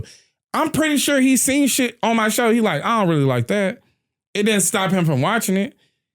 He just doesn't have a public platform where he speaks to the public. Yeah. So his criticisms aren't right. He don't have to live in that. They're packaged in albums. Yeah. You know what I mean? And I think the thing is like, oh, y'all be standing shit. It's stan culture. Y'all get married to shit. That's our new religion. Stan culture. Damn. Yeah. I fuck with Jay-Z. I also know you like a staunch capitalist and you only do what's in the best interest of your pockets, nigga. Yeah. Jay-Z was probably like, this ice shit going on. Let's get. Yo, get the Bad Bunny nigga. For one, we gonna get the whole South America on our side. Right. And we gonna get the cartel Browns included. Because at the end of the day, every Super Bowl, they wave the American flag. You dig what I'm saying? And they say, we are American. Kendrick did it. Beyonce did it. Bad Bunny did it. Great contrast is the whites saying, they're bullshit. Oh, we're going to have the all-American Super Bowl. Bro, like, fuck y'all. Because here's the other thing, too. The NFL allows that as well. Because we could, just by you saying halftime show, we could have shut your whole shit down. You see how they did in Living Color. Yeah. They never let that happen again, brother. Oh, shit. They said, you know what? Y'all niggas want to have in Living Color? We finna go get Michael Jackson, brother. You know what I'm saying? Oh, shit. Let's stop talking about the elites. Let's stop talking about the elites. Right. That shit would have scared me straight. They got a mosquito. They got a mosquito drone in this video bitch on Monday ready. Like, I saw this nigga Deontay Kyle die in front of me from a light that was clearly It's so rigged. okay. It's Clearly good. okay. These niggas is really powerful. So listen, Nigga sent a mosquito drone to knock the light down. Hey, you starting something new? Whether it's a podcast, a brand, or business, it's exciting, but it can also be very terrifying. I remember those early moments thinking, what if no one listens? What if no one buys our merch? What if no one buys anything? What if this doesn't work? But taking that leap turned out to be one of the best decisions I've ever made. And honestly, having tools like Shopify made the whole process feel less overwhelming and way more doable. Shopify is the commerce platform behind millions of businesses worldwide and powers 10% of all e-commerce in the US, from major household brands to creators just getting started. If you're building a brand, Shopify helps you launch a beautiful online store fast, with hundreds of ready-to-go templates that match your style and vibe. They also have powerful AI tools that can help you write product descriptions, create page headlines, and even enhance your product photography, which saves time and boosts your professionalism. And when it comes to getting customers, Shopify makes it easy to run email and social campaigns. So it feels like you got a marketing team behind you, even if it's just you. Plus, Shopify is your commerce expert, helping with everything from inventory to shipping to returns. So you don't have to juggle a million platforms. And if you ever get stuck, Shopify offers award-winning 24/7 customer support, so you're never figuring it out alone. So if you ever bought one of those signature G&E hoodies, the Grits and Eggs podcast logo, big ice cup cat on the back, or a waffle knitted beanie, you got that because we use Shopify to launch our merch website. So whether you're launching your first product or leveling up an existing business, Shopify makes it easy to turn ideas into actual income. So it's time to turn those what ifs into with Shopify today. Sign up for your $1 per month trial today at shopify.com/grit. Go to shopify.com/grit. That's shopify.com/grit. But here's the thing too. It's just like walking chew bubblegum. People say this. If I say anything that's the opposite of the philosophy of Yurugu, they be like, you obviously didn't read that book. I did, nigga. I'm not married to the book. Yeah. I still have my own book thoughts. got some weird moments. It got some moments, bro. You know what I'm saying? Wretched of the Earth is also from a man who's like in extreme captivity. Yeah. Like, let's kill these niggas. Like, what are we talking about? Yeah. So I got some of that in me too. It's just not going to be all there because here's the thing. Like, Fred Hampton lived in a different time than us. You niggas wasn't outside with Fred Hampton, so you're not going to have his same That philosophy. outside don't even exist. It don't exist anymore, bruh. And it's not going to, so I get we have to constantly update our theories, and we have to constantly update what our like status quo is as far as like the people that y'all want to call radicals. We have a unique position in that we're considered black radicals, but like we're of the times, bro. Right. So I could pull from history, but I also have to deal with modern culture and modern America. Right. As it is. I can't cosplay revolutionary. Right. And you shouldn't. And that's the thing that I struggle with, that because radicalism is just some shit that happened to pop up because of that shit I was saying earlier, my experiences in the system, right? And so like that made me be amenable to this shit that had been missing. That made me be amenable to go back and study what the Panthers really did and go back and read Wretched of the Earth for myself instead of for a class, etc. But the thing that is important is that the radical position is the only moral position that exists right now in society, period, is the radical position. To be against empire, not we want our fair share, not we want our piece of the pie, not we too are American. Like, no, empire must fall, period. However, we are not in the 1960s where we have even in the 1960s, people like Malcolm and the Panthers were not universally popular among black people because most black people were trying to just survive.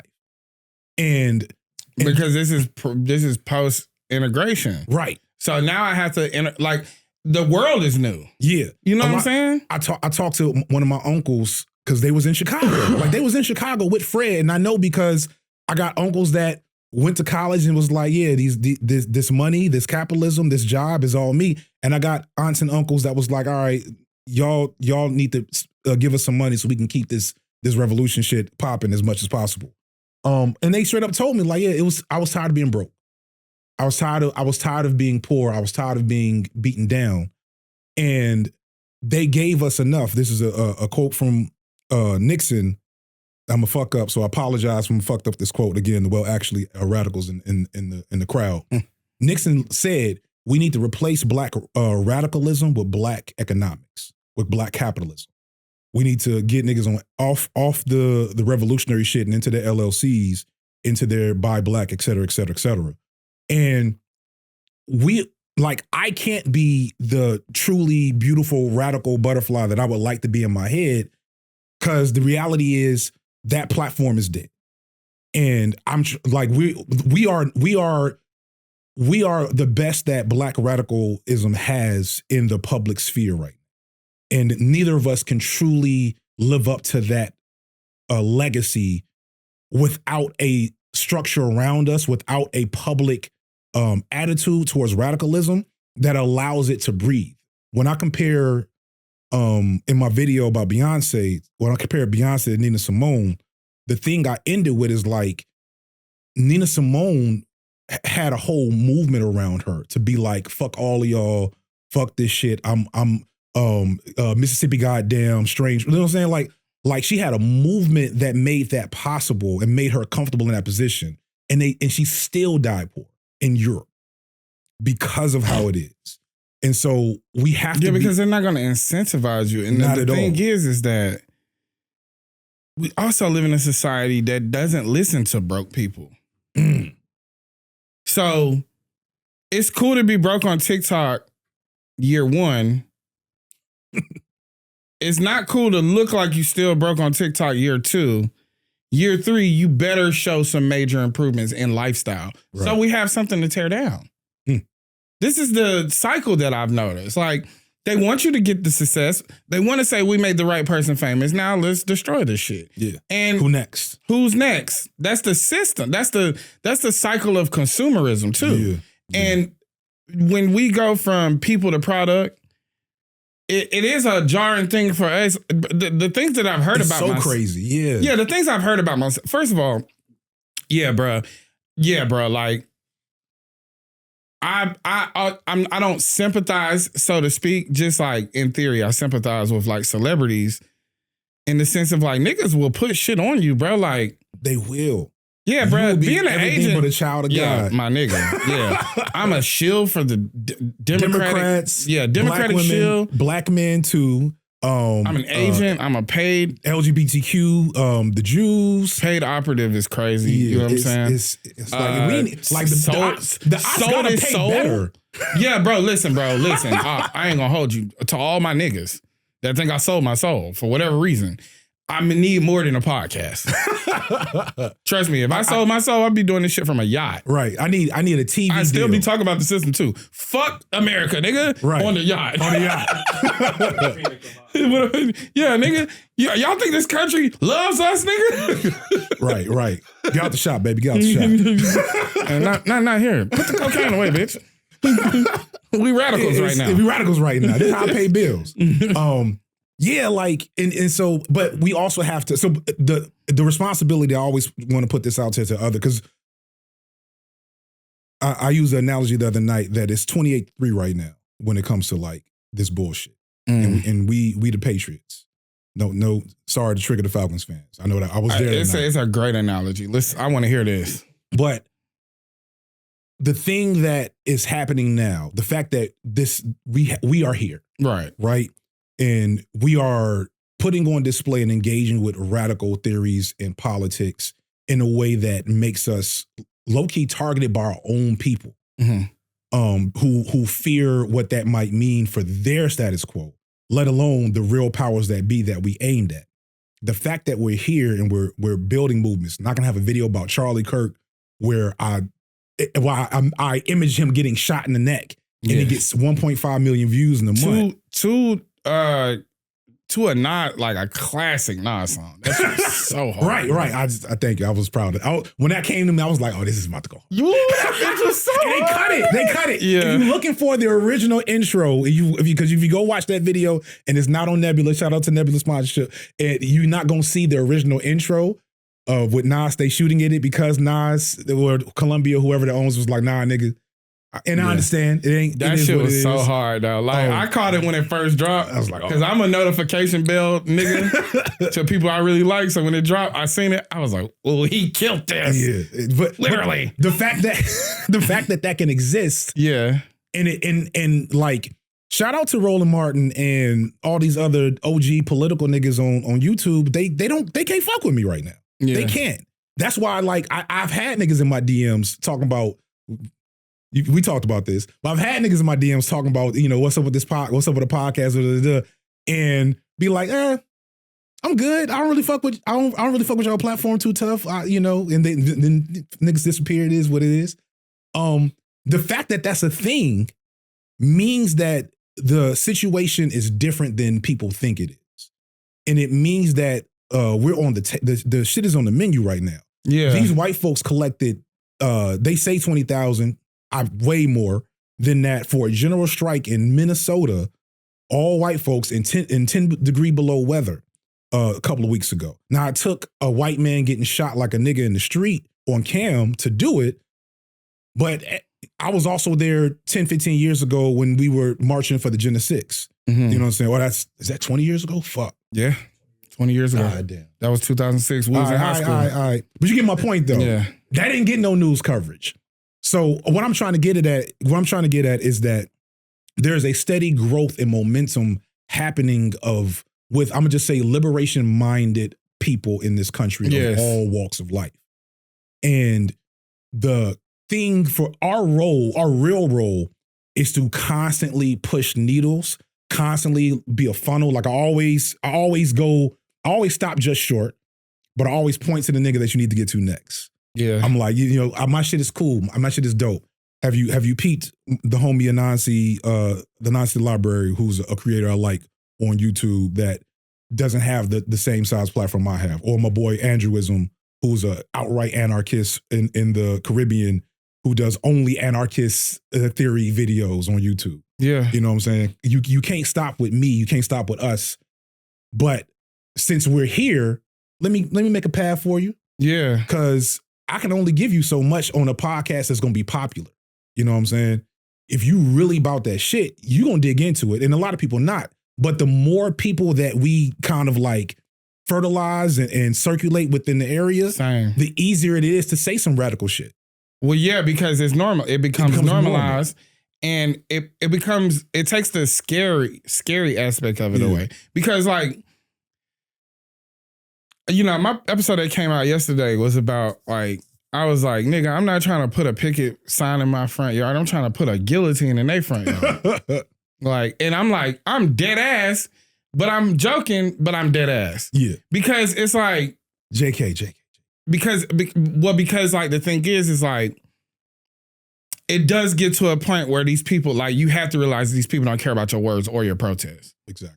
If anything, the more words and protests they hear and see, the more they ramp it up. Mm-hmm. And we are obviously living in a time where they are losing power and control because of things that are being exposed against them. So now they don't have like the rose-colored glasses that most people used to look at. People are starting to question. People looking at them different. And it's gone from theory to fact. Yeah. And there's a scramble. This is the most beautiful thing about your video that caught realization for me weeks later. I was like, oh, this Turning Point USA thing can't exist without Charlie Kirk. That's why it's such a big hit. Yeah. They took down an entire organization. Yeah. Because what they're doing now is clown show shit. Yeah. Shout out to Erica Kirk. Yeah, shout out, man. I've never seen deader eyes in my life. This is a fucking assassin. That's who she is. She's got the eyes of a stone cold killer. Yeah. And shout out to the good people of Romania for banning her. For sex trafficking. Yeah, like for trafficking. Trafficking, yeah. No, don't get no lawyers involved for trafficking. Yeah, just trafficking. But allegedly, they got her up out of there. So something was going down. But the thing is that this is why I hooked up with the jam so early. I saw it for them already because JJ is a brilliant debater. It's even better that he's put his team around him because what they're doing is learning from each other, offering different perspectives, but also like pioneering the youth in radical thought. Well, that looks normal to them. Yes. Where it don't sound crazy to them to criticize a black political figure who's on some bullshit. Exactly. Because they've been watching people stream about it for years. Shout out to I Show Speed, low key. Yeah. It's a little buffoonish adjacent sometimes. It gets there sometimes, I think early on. Especially early on. But I think for me, what I've come to realize is that we also have to understand that these are young men inundated in the same system that we had to break our minds from. And we didn't have no cameras on We didn't have no cameras. So he's doing what comes natural. And I've done clown shit several times in my youth. Right. I just didn't have anybody recording me. Right. But the way that he's chosen to elevate constantly and the light he shined on Africa was amazing. Yeah, beautiful. You know what I mean? It was beautiful. And I think what he did is destigmatize whatever idea we had about that. He showed the richness of their culture. He showed that they over there getting money too. Right. They ain't living in huts and things like that. And a lot of those practices. I do wish he went to the huts a little bit more because they got their own brunch problems. well, that part too though. Yeah. I think the aspects he did show that it's like at least we got to start somewhere. We got to start somewhere. Yeah. And for me, what it shows is that there's a lineage of tradition. Yeah. That ultimately leads to an advancement in society through capitalism and through, if we get a little deeper, through place figures. You know what I mean? Like topple governments, place figureheads. You get to go here. You know what I'm saying? Yeah. The whole thing with Nigeria about like power and generators, like the generator cartel, whatever. Yeah, the neo-colonial, what the West has done with neo-colonialism in Africa, South America, Asia, like we can't even get there until I got to start from Bad Bunny before I can even get there. Yeah, exactly. And well, I don't have to, but if I want to reach as many people as possible, absolutely, that's the best way to do it. And I think the beautiful thing about Bad Bunny is just like he started in the sugarcane fields. He starts there. This is a story now. Yeah, and it's art. Art is powerful. It's very and it's supposed to be political. Yeah, I'm tired of that. Arts for art's sake is bullshit. Yeah. Because it don't exist, low key. It doesn't exist. At least not good art. Not great art. You know what I mean? It's Andy Warhol's pop art is bullshit. It's art for art's sake, and it's bullshit. And that's why everybody famous want one. It became Andy Warhol was the first meme lord. That's what that is what it is. Low key, he created memes. Nigga was selling bitcoins, into NFTs. He was like whatever money he was washing. God help him. Jesus Christ. But he realized like, I hook up with this young black artist, I'm going to be lit forever. And a lot of their art collabs was garbage. But I think because Basquiat has to exist on his own. Right? And to the point that we made in the beginning is that Basquiat plus heroin addiction that kills him is fine because of how great the art is. I mean, you know what I'm saying? It's always ever present and existing, but black people in this country are afforded space to like create and like destroy. Right. But never control. Never in control. Yeah, never exactly. Control, which I don't know how much time we got. We good. We can roll. Okay. Because that brings it to Tyler Perry. Okay. The people are looking for this video to be making fun of the bad wigs and the bad movies. And I do that. It's a darn near, right now it's 4 hours long. I'm gonna try to get it down to 3.5. But I spend the first chunk and the last chunk of it breaking down Tyler Perry's unique position in media as a black man who owns his own state-of-the-art studio and thinking about how awful it is that this man has not empowered any other black artists with the resources that he's gotten because of us. That he could, like, everybody talked about Sinners. I love Sinners. I could make a bunch of anti-capitalist critiques of Sinners if I wanted to. I did a little bit. But like everybody made all this big deal about how Coogler got this great deal from Warner Brothers. He could have got a better deal from Tyler. He could have, and probably put in some even more realer shit that he ain't have to cut because a white studio exec was like, this makes me uncomfortable. You know what I'm saying? Like, when I think about the original Black Panther and how many bad political things are in that, despite the fact that I love that movie, I don't think that comes from Coogler low-key. I think that comes from the fact that he knows, much like a Bad Bunny or Kendrick at the Super Bowl, he can only do so much. Yeah. But you got Tyler with a state-of-the-art studio, bigger than anything, literally bigger, and I've been on Paramount's lot, bigger than like these other lots that exist for these white institutions. And aside from his TV shows and his movies, don't nothing black get made there. And that, to me, that's the craziest thing in the world. What do you think it is, though? He don't give a fuck. he only cares about what's gonna make money. He does very benevolent things too. Yeah, he does a lot of, and that's kind of the key thing. That's my hold up. It's like, goddamn, like I could be critical of him, but he also does do the thing that niggas say they want done. He does the easy thing for him. Yeah, that allows the structure to be maintained. Mm-hmm. It's easy to. He does drug dealer giveaways. Essentially, I'm sorry. No, that hurts, but that's real. No, that is real. Yeah, he does. That's what he does. He does drug dealer giveaways. If you're a billionaire, it ain't nothing for you to. That's what Shaq do. To college. Yeah, Shaq do some drug dealer giveaways to hide the freaky shit. Right. That's what Cosby did. You know, Cosby put a lot of young ladies through college that didn't end up on the list of accusers. Yeah, man, you want Shaq's big feet to show up in your Instagram photos, bro. I seen it several times, son. I'm like, Shaq, come on, But he gonna be like, I'm gonna go to Walmart and buy the whole community flat screens. It was like, right. Shit.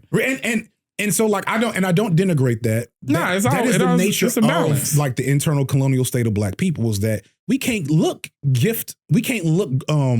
charity, we can't look at that in the mouth and be like, that's some bullshit. We need that. No, we definitely need that. Absolutely. But that don't mean. But a Tyler Perry could invest $2 million in an FDSignifire and take you to a whole nother fucking level. I couldn't. No, I'm just saying. Yeah, I'm just saying. In theory, I would love. What's Issa Rae? What's Boots Hooray Riley? Media? Hooray. You know what I'm saying? Like any of them, instead of them having to go, beg and fight for budgets from HBO, and they could go to Tyler Perry and get Tyler Perry could be like, yo, I got you. Let's have this meeting. Let's set up this deal. It's gonna make money. He wanted niggas to let him nig. Yeah. And like niggas was like, you nigging too hard. Nigga too hard? You nigging too hard. Why is Michael Ealy throwing babies out the window? We doing a lot. And that's the other thing. It's about control. And it's control because like that's where his money really come from. Because if you think about it. Because he sells trauma. But like trauma is not that lucrative if you gotta split it. Does that make sense? No, explain that. So in my research, Tyler Perry movies his top movie made like $90 million. Mm-hmm. He spent $20 million on all of it, adjusted for inflation, et cetera, et cetera. Average movie make about 50. That ain't a billion. It's not a billionaire. TV deal worth 200 mil. Okay, cool. We closer now.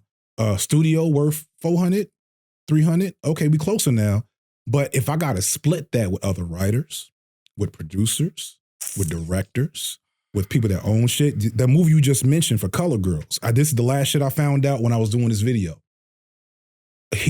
That movie, the rights to direct that, black woman had it. I don't remember her name right now. Shout out to sister. If you can, I'm gonna text that to you because I don't want to, because her name was it was hard to pronounce and I don't want to fuck it up in a moment right now. Yeah, that's real. So, but like she had the rights to that movie from Lionsgate Studios for 7 months. She had talked to the original author. She had a script. She had gotten all the actresses on board, but she couldn't get it over the hump. So Lionsgate, who had a deal with Tyler Perry already, that's what all his movies went through early on, was like, hey, Tyler Perry, fuck with this dope. He was like, yeah, if I can write and direct it, if I own all parts of it, if it's a Tyler Perry production, I'd do it. So he took this black woman off this seminal black feminist text so that it became a Tyler Perry production, put a whole bunch of weird shit in it. Oh, you doing the bending. Right. Wow, shit. But the thing is yeah, I think you're right. It's a very selfish game too. Yeah. And that's the hyper-capitalist and all. That's the hyper-capitalist. That's where it becomes hyper-capital because the thing is that Okay, Jay-Z freestyle, Funk Flex, the corporate takeover, I'm getting courted by the bosses, the Ninos. Like he called them snakes, but that's where he learned from. Yeah. He went to the meeting. He signed the deal. And here's the thing about information. Once you're aware, you see where to apply. That's just the fucked up thing about it is I know how to be more capitalist now than I ever have before. Yeah. Because there's more avenues for money. I make a conscious choice to not monetize every aspect of my life. Right. But in the industry that I'm in, it's always encouraged. Right. They looking at you funny. Yeah, like you leaving money on the table. You should have a network. You should own. Man, when I first started blowing up and getting around white folks. Yeah, bro. They was like, you leaving money because I don't do male enhancement products or gambling, and I refuse to advertise those things. And they look at me like, nigga, you leaving like $50,000. I don't give a fuck because gambling is killing niggas, bro. Do you understand? For every house that it affords me, there's a nigga losing theirs. Right. I'm cool. I'm still paying rent. Right. You know what I'm saying? Yeah. These kids, I can pay for that soccer program. You dig what I'm saying? My kids want to go to boxing. They start boxing in a few weeks. Great. Right. You know what I'm saying? It pays for gymnastics. Great. I'm not trying to buy a mansion off of selling niggas dick pills. Dick weed. Bruh, and also too, despair, bruh. Niggas don't understand the dark side of gambling. Like, you imagine how many niggas had to tell their wives, like, yeah, the house gone, baby. Right. Prize Picks on the house. I was supposed to take you out this week. It ain't got right. Prize Pick on the house is the extreme. It is. Most niggas is just losing. They take your girl out money. Exactly, and that's they be in your comment section talking about black women. Yeah, and it's like, so when she say like, why can't you take me out or why haven't you taken me out? It's like, you don't understand what I'm going through. You don't understand the stress. But it's like, nigga, it's the purple P. Right. The purple P is why you can't take it. I love that. That does not sound like a drug for real. Cause it is. Cause gambling has the highest, what was the fact? It's the highest rate of suicide of all addictions. Yeah, because it's playing with your money in a different way. There is no euphoria. You're not just fucked up. It's not a euphoria. You dig what I'm saying? Yeah. Crack may destroy your family, but it makes you feel amazing. Losing, for one, the addiction is losing. Yeah. That's what it is. Yeah. It's not even winning. It's the losing and wanting to get back to equilibrium. Trying to get back. It's the this next one. So it's a probability thing. Yeah. And the fucked up thing about probability is in order for it to work, you have to lose a bunch of times. Right. And if you win too much, they actually kick you off those apps. You see what I'm saying? So here's another thing. I was walking out the gas station today and white dude with a scratch off, I was like, you want us something? Jokingly. He's like, man, this store, they just don't sell winning tickets. I'm like, okay. He doesn't understand. He's knee deep. You're right. But this is a working class person, bro. He's got on a construction. He got on an orange shirt. Every moment is an opportunity to change his life and his. And exactly. And that's really what it is because he may not mind working hard. But the thing is that most people don't see the value of their hard work. Right. And the company that they work for sees all of it. Because capitalism extracts that value and gives it to a nigga. To try to get you to promote dick pills and gambling. You see what I'm saying? And then they come and they turn back on somebody else's podcast and be like, the problem is you guys just don't work hard enough. You don't think like bosses. And you don't think like bosses. Like you spending 60 hours a week working for another man when you could say put another 20 in that working on your business and working on your dream. You spend 60 hours a week building somebody else's dream. And this podcast is sponsored you by Prize Picks. And it's like, what the fuck, nigga? What the fuck? Oh. Or is it the same podcast? Here's the podcast. Women, the modern woman, she wants everything and she wants to give you nothing. Her thing is her money is her money, your money is her money. This podcast is sponsored by Blue Chew. Like, nigga, what are we? So the hating women niggas also want your dick to be hard? They do for no reason because none. Because ain't no bitches. Ain't none. And they should call it the scaring the hoes pill. Oh man. Because the one thing that can you imagine like being intimate with your old lady and just be like, hold on, let me get this pill. Like, no, thank God. Let me hold up. This is where this podcast is sponsored by Beet Juice, brother. Beet Juice and push-ups. Right. Beet juice and good circulation. You know what I'm saying? It's all blood flow, baby. All blood flow. It's all blood flow. The game and less porn. Less porn. Less porn. The game is 60% mental, brother. Right. Yeah. Now that's we can really start popping that one. Right. Can we if you can get the blood to flow down there naturally, you be all right. You're gonna be good. The problem also is, and please stop watching so much porn. The porn shit is that's one of my next projects. I ain't gonna be able to put it on YouTube. And so then here's the thing: the Blue Chew. What if the Blue Chew falls through? What if the play falls through? What if the girl say you're gonna hate me? Pornhub, and then Alpha Male Podcast to make them feel better about themselves. Yeah, because the shame of because now she emasculating him. Even though it's a vicious cycle, it's man. A vicious cycle. God damn, and that's why I be trying to hold space for some of these motherfuckers in my comment section. Talk about black women. Like, look, you non-dick working, scaring the hoes ass nigga. Like, man, it's not about that. Be normal, fam. Just be cool, brother. Like, you know what I'm saying? Not just be cool, because people. I'm not cool. Oh, not actually like. No, I'm saying be cool, like, bro, chill out. Chill out. Yeah. Yeah, y'all niggas be being extreme. I always have to put that out there that, like, you know, I was not Mr. Bitches in high school. Yeah. You know what I'm saying? When I got to, when I got to college, I had to have a couple of ugly L's with women before I was like, oh, okay, all right, so we're gonna check this behavior off the list. We're gonna develop this skill set. We're gonna figure these things out. We're gonna talk to more girls. And, and then eventually I kind of figured things out. Yeah, because genetically, some niggas get to start at a 10. They do. Some niggas got to start with 2s. One of my homeboys. Because niggas don't understand, too, like, your behavior will scare a 2 away. Yes. And this antiquated visual aspect of some women being 10s and some women being 2s. Right. But, in my mind, you're all 10s. I agree. This podcast is sponsored to you by Panda Express. My wife is an 11. You pop your shit, King. Valentine's Day is coming up. I got to stop. And this is the way that capitalism has put a price on love. It has. God damn.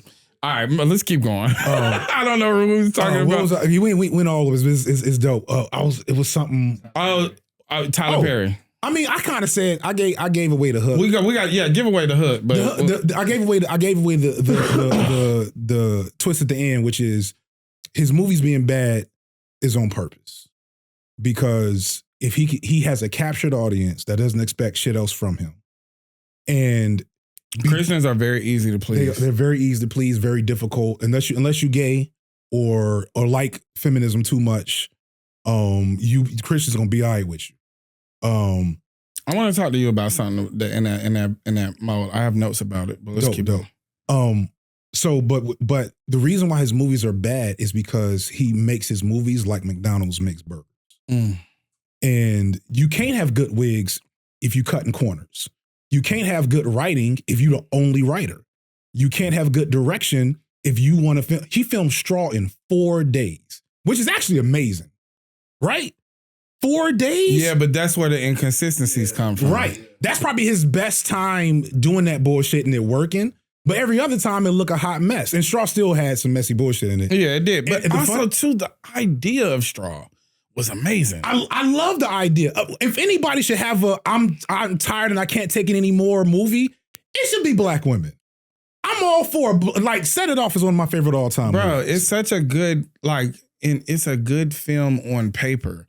His first of all, like, why did Tiana even need a wig? She's fine, nigga. She could have just went pixie cut and we'd have been fine. And also, like, why was she her acting wasn't even good in that film. It was just weird. Like, I know that she's a great actress. We saw it in the other joint. One bad after the other. Yeah. As much as I hate what she was doing overall in the movie, same. It was really engaging. Phenomenal. It was really phenomenal. She deserves the award. Yeah. Only pushback I had about the award is like, Shorty was in the movie for like 15 minutes. Yeah. Whereas her daughter gave a very strong performance in that film. Right. And, I think it's so much icky stuff with that movie, The Hollywood Machine. The black woman, right? What you gotta do to get recognized as a black woman. Yeah. I always liked the movie, but hated that first 20 minutes. in like on principle. I know what they doing. Yeah. That was the thing. This is why I said, I was like, this. I just hate the monsters ball of it all. Yeah. But it doesn't take away from the fact Talent that is talent. Talent is talent. The acting was engaging.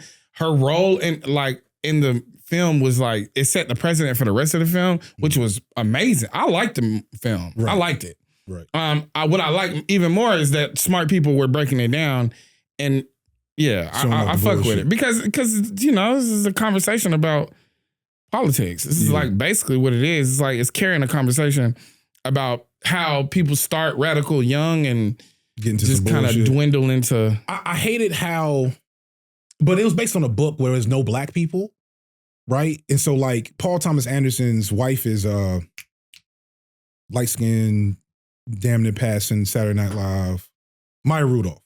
That's his longtime partner. I don't think they actually married. Okay, that makes sense. And so I think he really wanted to put in some of this weird race play shit on his own, like not on some not cynical shit. Like that's probably some shit he's dealing with as a white man. You know, some of these white men love our women, but they feel weird about it because they don't know if they love it on some racist shit. And that's basically what that character was in the movie. In my opinion. She was a fetish. It's like, do I love this woman or is this racial fetishism? Yeah, because the Leo character loves her for her. Right. The other guy is like extremely fetishizing her and what she represents to his position in the system. Exactly. Like he's supposed to hate her. Right. Which kind of turns him on. Right. It's weird. And that's weird. And so like, that's interesting. I don't know if I want to see it. You know, I get it. There's an appealing story in there. I don't know if I want you to work out your racial fetishism issues in a 2.5 hour, 3.5 hour movie. And then where guys we gotta hear jungle politics. Pussy and weird. It's a lot of strange things. The Christmas people. Yeah, I actually loved that. I loved how casual their white supremacy was. I liked it because it's like the subtleness of it all is the reality. Yes. People think it is their norm. Yeah. People think white supremacists, because of these movies, right? Because of that Bad Bunny, the Bad Bunny of it all. No shade to Bad Bunny, but like how they manipulate the media. We're taught to imagine white supremacists as these foaming at the mouth, crazed, tiki torch, whatever. Because they're the white supremacy that works for America is Turning Point USA. Right. The reality is it is the Christmases. It's regular, it's very subtle. White dudes. It's a country club vibe. Yeah. You know what I mean? Very it's much like, that. They make subtle, small decisions that kill niggas. Blacks. You know what I mean? Right. Versus the Obama blacks. Yeah, and then they call it like, the whole Epstein, Jesus was a trick on niggers. Like, whoa. What? Did you see that? No. Oh, I've been avoiding the Epstein shit. I don't want to get caught up in it because I don't want it fucking with my algorithm. Yeah. There's a whole conversation that they're having where they say, the hip hop blacks are I did see the thing about Jay-Z. Easily distracted by entertainers and celebrity, right? And then you keep scrolling the feed and they're discussing something about Christianity or something surrounding the realm of religion as it is involved in government. Mm-hmm. And it was like, come on, man, Jesus was a trick on niggers. That's what it said. And I was like, so these niggas is saying exactly what my uncles are saying. You feel me? Yo, Hotep uncles is right. Nah, but listen, not about everything. Listen, this is the thing though. The truth is in all of it. Right.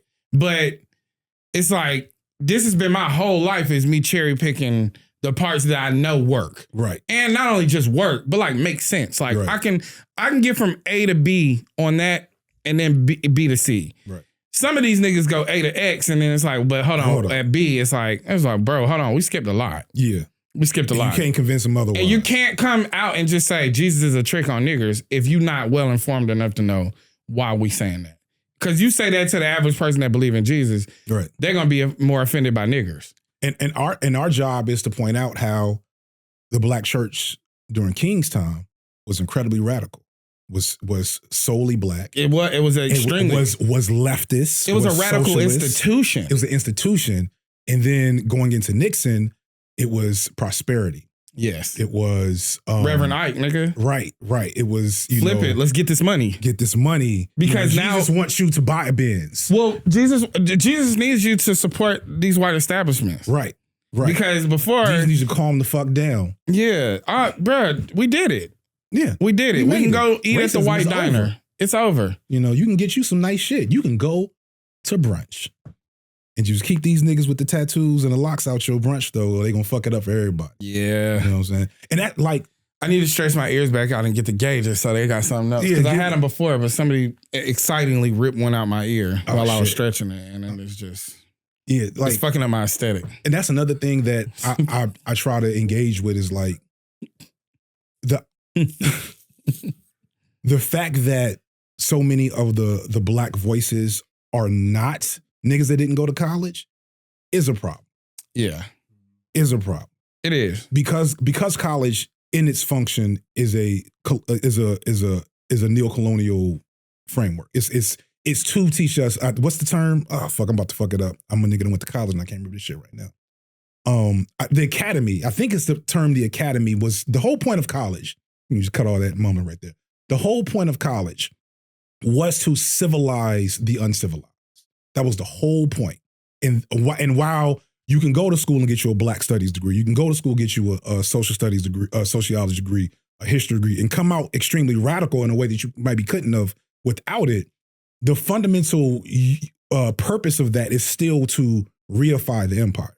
Well, because look at the process of the degree.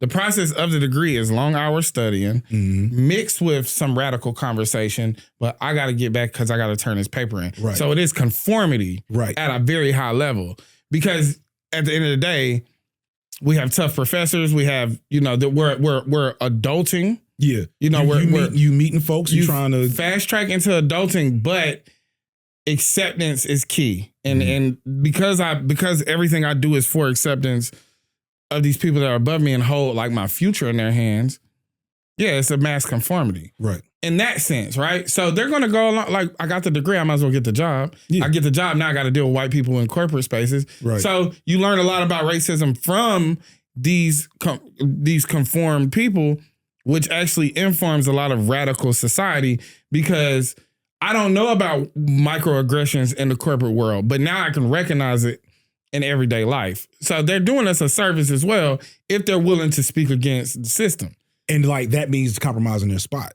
Meanwhile, this is Fanad, amongst many others, will tell you the motherfuckers that's on the ground in the streets that's really like when I leave here, I'm not worried about the police before I get to the crib. I'm not. I'm probably not in this area. I'm probly not going to see police. That's real. Until I get to a different side of town. And that's normal. Every nigga with a certain tax bracket, especially a certain look, I don't necessarily have that.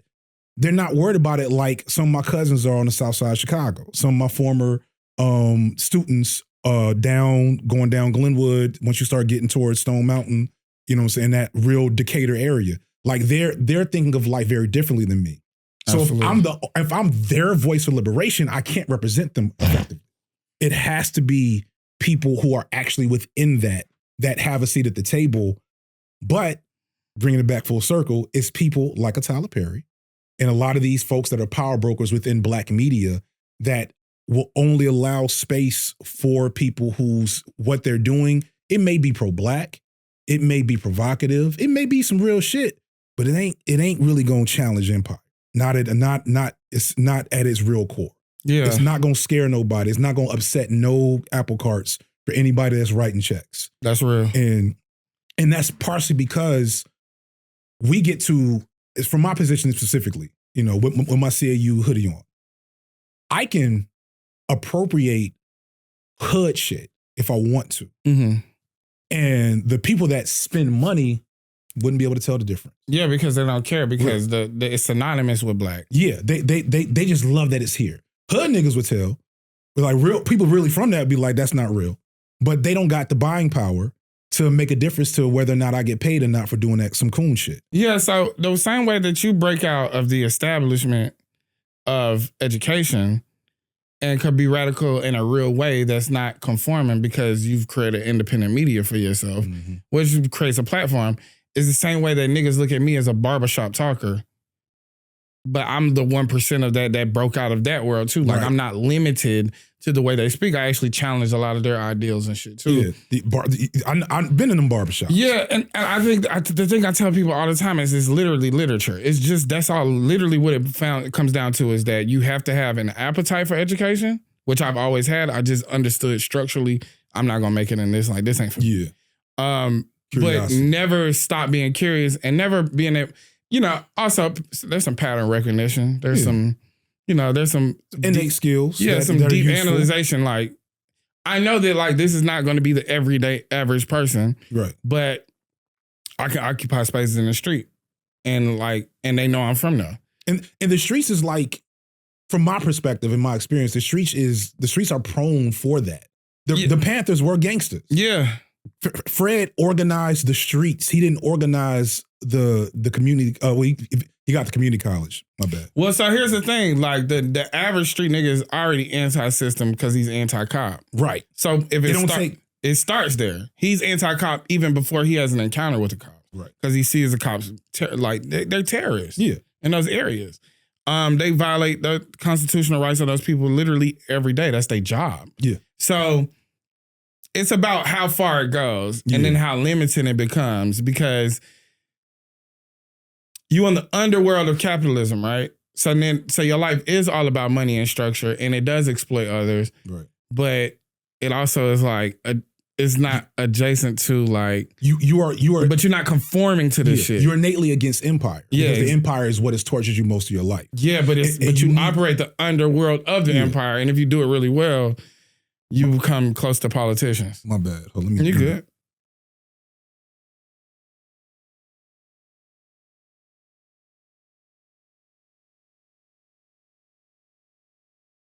Actually, I don't know how to work my phone. I don't know what I just did. Oh, just text me. This is a homie going through some shit. I need to hit him. Tell him we'll be done at 8:30.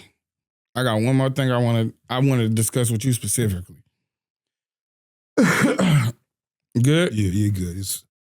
Yeah, that life. Yeah, homies going through it. Yeah, but I think there's like I said, like power, right? He operates in underworld. He's found a way to legitimize the business, but then he becomes like invested, buddy with politicians. So now, like, you literally become the thing you hate. That proximity to whiteness. Yeah, exactly. Yeah, it's so yeah. You may still hate the police, but you fucking a police officer. That's actually genius, low key. It's great. You don't get enough credit for a lot of them shits. Don't get enough credit for how actually radical they are. If you have those ciphers, which is kind of our role. Yeah, is to be like, you think this is just a dramatic, turn, right? But the fact that The Wire, homie that just died a little while ago, Michael K. Williams. Mike K. Williams. What was his character name? I'm sorry. Omar. The fact that Omar died and like they fucked up his name. Because I watched The Wire late. I just watched The Wire like a couple years ago.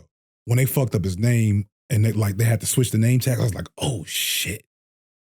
That's some powerful shit about like the meaninglessness of like dying in the streets over reputation. It's like niggas don't even remember you at your grave, Anyway. I think so. Everything is that deep. I think that's something that should be normalized in like mass population. Mm. It is deep. Overthinking should not be a term. Like, you're using your brain. Yeah. It would like when you tell me I'm overthinking, it's like what you want. Yeah. You know what I'm saying? The fuck? You over good looking. Yeah, these things don't exist. Right. But the brain is not meant to be sexy in a situation where they want control over it and like to box it in. And so this leads me to this point. Is about how religion has went from a radical position to a position that embraces end times where they're primed for the world to end to the point where it looks like it's starting to end is liberating for them. They don't want to stop it, right? And how much of fulfilling prophecy goes into not only keeping them conformed, but making them reject any radical thought at all? So I'm gonna try not to get into my like edgelord atheist era back. Because I had a moment, I grew up Muslim. And so I had a moment, especially when I first got to college, and I had never been in the Bible Belt for real. So I had never been, like, Atlanta's wild in that you can't drive for 5 minutes in the city without seeing a church. Real. It'd be a church the size of this room, but it's there. Now it's a condo or some shit half the time, but you get my point. Like the churches were The churches in Atlanta were low-key a cartel. There's a great book on that. The myth of the black Mecca. I don't know, I'm getting off topic. Anyway, so I'm trying not to get too anti-church because the church still can play a powerful role in liberation for black people if harnessed differently, in my opinion. But the version of theology that's taught in a lot of black churches now is one of submission, one of acceptance, one of your reward is in the hereafter. And that's effective because if shit fucked up, but you tell me it's gonna be good in the afterlife, all I gotta do is submit, not shake no trees. And you also can't kill yourself. Yeah, but you can't kill yourself, you just gotta survive it. You know what I'm saying? Then like that, I'll take that. It's not like I can do anything to these people, these fascists. It's not like I can do anything to these structures. It's not like I can do anything to these systems, but I can make it to church every weekend. I can pay my tithes. And I can maybe or maybe not be an asshole to my family with my religious doctrine, but I'm not going to agitate. But you go back and you look at liberation theology. I'm not a huge liberation theology person in terms of like I don't know much about it. Shout out, you mentioned Lil Bill earlier. He did a good video, and there's a lot out there about it. Even like Raphael Warnock, I've been to his church a few times, and I can make a lot of criticism of him just being a straight line Democratic Party. But I've been in this church and be like, oh, this sounds a little bit like liberation theology. And that was King's tradition. That was all of their tradition. It was liberation theology, Jesus as a radical revolutionary. And that's still a reading that has been systematically removed from pretty much all churches at this point. Because if you do that, you might fuck with empire. But yeah, I definitely agree with this idea that there's a docility built into spirituality. And I'm still a spiritual person. Like I'm not religious. I grew up Muslim. I was never really like overly like into Islam. That was just my family's practice, and I practice it. And I like this. I like to fast. I think Ramadan might have started next week. Okay, thank you, appreciate it, because I'm a fucking brown. By the time y'all see this, I'll have fasted. But I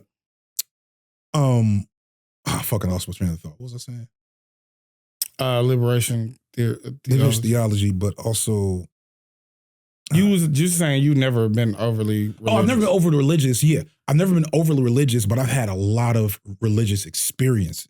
Yeah, right. Like I've had a lot of moments where I'm like, oh shit, the divine is with me right now. Mm-hmm. I don't know what to call it. I don't know what it means. I don't know what book it came from, but I know right now I am in the presence of a divine force. Absolutely. So like I can never denigrate what that means to people that feel that on a Sunday. I'm not going to denigrate that what gets, auntie up hopping around in the pew.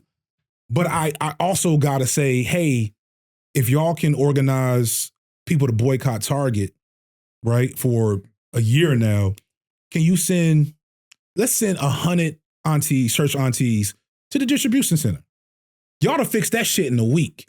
Y'all send these church ladies and these pastors and all these folks you can organize to the distribution center. Use a trucker. Yeah. Sit down in them runways for an hour while they lose tens of thousands of dollars on logistics and see how quickly Target comes to the table.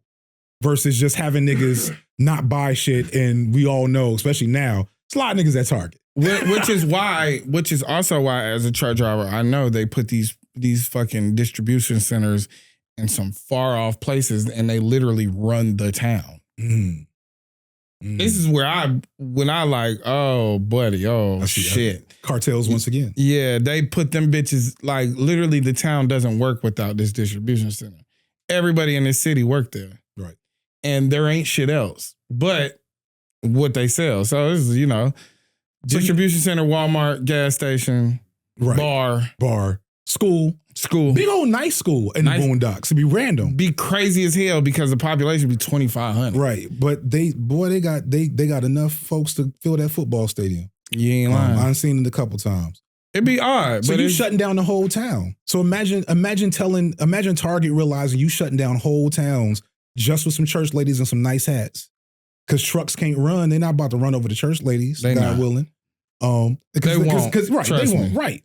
So that means Target and everybody that distributes through Target or distributes through that means, because it don't be Target's distribution center, that's a whole bunch of people distribution. And they're going to be like, Target, you getting all our money fucked up. Put your little DEI programs back in there so they'll calm the fuck down. The DEI programs wasn't even in the first place, but that's neither here nor there. Yeah. The point is, for another day. The church could do that. What's the brother's name? I met him a little while ago. That's in New Birth. Jamal Bryan could do that this weekend. I mean, he did a great job of getting the fire started with Target. Yeah. And niggas, he could. Niggas get what they call that shit? Place. Protest fatigue or some shit. Yeah. Like, I'm tired of not spending my money. You know how crazy that sounds? And that's shit I heard when I went to a meeting for that, and I did hear shit like that. It was unfortunate. But that's organized. That's organizing, though. It's really the key with the church is that they're able to bring Black folks together and say, everybody do this on this day. Yeah. And that's, for a lot of Black people, especially the Black people who have, up their status and tax brackets and, just society as a whole, that's their shit. Yeah. This is the proof that I'm not a Walmart nigga no more. You know what I mean? I got this Target. I got class. I go to Target. You know what I mean? But the thing is that the participation is there because everybody can understand exactly why. Mm-hmm. And then you have a respectable figure. It's not me. Yeah. It's a pastor saying it. So a lot of middle class Black people still respect church as an institution. Mm. Just as much as they gonna be like they got their sorority, they got their church they go to, they got the shiny job. Life is good, baby. Yeah, you know great. What I'm saying? And this pastor saying we need to do this. We got our own. We good. And this pastor here, I respect. And he's saying don't go to Target. I don't really need to understand the radical thought around it. If he's saying it, it's enough. But that is church. If he's saying it, that's enough. That's enough. So and it's already baked into this, like what they participate in. Yeah. And like when I say it, it's like this nigga. Well, because you don't have that institutional power, yeah. You also saying, he's saying don't buy at Target. We're saying shut that shit down. Shut the whole shit down. Shut the whole shit down. Watch how quick the truckers specifically. Like truckers is powerful as shit in truckers Atlanta. Literally one of the most powerful professions. Yes, because everybody lose money if y'all don't get. Well, when the guy killed the family in Colorado. Because his brakes went out. Oh, yeah. They was trying to give him a death penalty, like a life sentence. And all truckers was like, it's sad, and he probably should do time because he either didn't prepare, he didn't follow procedure. And, he should face consequences, but like life. Kill this dude. No, and we're not doing that. Yeah. And there's all truckers unionized and said, we won't take anything into or out of Colorado. They changed that shit quick. Yeah. And that's and Black people have the capacity to do that. I know we probably rapping, but that's one thing that I want to make sure we put out there is that like we have way more power. We have way more access to power than we imagine. It does take organizing. It takes after you get out the comment section, right? Go see what the mutual aid is in your neighborhood, in your city. You know what I'm saying? Go see if you go to a march, every time you go to a protest, because protests obviously don't do much of anything, but while you're there, I guarantee you there's an organization that's recruiting. Yeah. And as you build that apparatus, then suddenly we fought Cop City for like 3-4 years in Atlanta. And they had to cheat to win, low key. They cheated. We won every battle with Cop City, and then it was just like, never mind. We're not fighting no more. We building it. We putting the army in front of the land, and we gonna build it anyway. So if we had more, I'm just saying. Yeah. The point is, like, you can't do that. You do that because you got people organized. How much of that structural power to say we're gonna do it anyway? Like we lost the legal way, so we're gonna do it the ski mask way, right? How much of that is deflating to organizers and deflating to people? I mean, it's super deflating, but it not deflating enough because if you look at movement, again, going back to my first little piece of movement was Gen 6. It's 2007. 20 years ago, damn near. Right? And I was just a 23, 24-year-old teacher feeling like some shit was happening. I wanted to be a part of it. Mm-hmm. And you look at Genesis 6 in 2007 to Trayvon Martin in what was that, 2010? 2014. Right? You look at the difference in mobilization from there to there. Yeah. Then you look at the difference in mobilization from 2014 to 2020. And so at every point, there's failures, there's compromises, there's bad decisions, there's people turning, whatever. But that is progress. And so those people that lost that battle in that moment may fall off, but they've inspired a whole bunch of other people that saw. I never forget watching mostly young white folks run up on a Cop City land throwing Molotov cocktails at tanks. That shit was wild. That is. They didn't show that to y'all because they didn't want you to see that. That shit didn't really make it out Atlanta because they've been building Cop Cities in cities all across the country, right? But and some of them are locked up, and then they RICO'd an organization for paying bail. You know what I'm saying? So like, yeah, that's a problem. Shout out to community movement builders who I've worked with before because they were behind a lot of really good work with the anti-Cop City movement, and they're doing good work on land projects in Georgia, et cetera. So like being able to, that does debilitate people. They feel like we did it the legal way. We can't out ski mask the military right now. So we're gonna have to take this L. But the visualization of people doing something, one of the a piece of research, I'm gonna misquote a little bit, I'm sure. People come away from like our videos sometimes just feeling bad, feeling like we lost and the world is so fucked up and what we gonna do about it. But research shows that you feel better when you do some shit. When you get involved, when you get active, you feel better. Absolutely. And then that becomes almost like going to the gym. If you go to the gym a lot, that's something you can't live without the gym. Absolutely. And that's the best addiction to have for your health for the most part. Yeah. So like same thing with organizing, getting active. If you get active and you stay active, even if you take that L, the visualization of that is going to mean something to somebody else that feel the exact way you feel, but they don't know what to do next. Yeah, because it's an experience too. Right. It's an experience. It's an experience in practice to what you preach. Right. It's community. It's community and it's execution. And right. The thing is that, yeah, man, the internet will have you feeling very dismayed, but the action that comes along with the shit you talk about on the internet, yeah, bro. A lot of anything I've ever done in the community feels amazing. Yeah. Feel way better than, It also makes you brainstorm about how to do it better. Yeah. You know what I mean? So yeah, but I appreciate you pulling up, man. This is dope, man. Huge inspiration for me to be completely honest. Appreciate that. I'm so happy to be here. I'm ready to see the Tyler Perry video. Oh man, I'm ready to put it out there, bro. Yeah. I dropped it to like patrons last night. It's on your Patreon? Yeah, it's on. Well, it's not the finished version. So the finished version will be on Nebula. I was gonna say, nigga, I'm finna go. I mean, it's essentially, it's not like polished. Yeah, it's like musical flourishes, a little piece of animation here or there. Yeah. But the crux of what I'm doing is there. Okay. Well, this your camera, man. You can basically by the time y'all see this, the video will be out. It'll be on FDSignifire, the main channel. It'll be on Nebula, the streaming service, which you got to sign up for. But you get to watch the whole. It's gonna be 3.5 to 4 hours long. You get to watch it without commercials. I'm also on. I got 5 channels now. We got B-sides, which is shorter, less produced, less polished shit. We got streaming, which is literally me ranting like I was in this podcast. Mm-hmm. So it's not me at my best, but it's still fun. I got a gaming channel that I don't barely do shit with, and then I got a podcast channel that I don't barely do shit with because I don't know how you can do this. Like I it's so hard for me to stay locked in with a long conversation.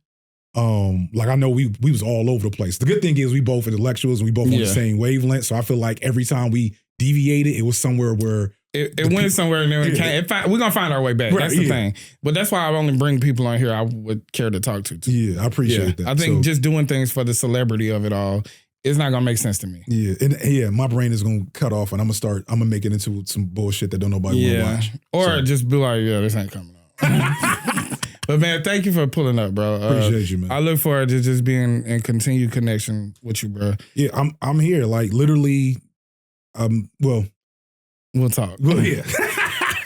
This episode 100 and something.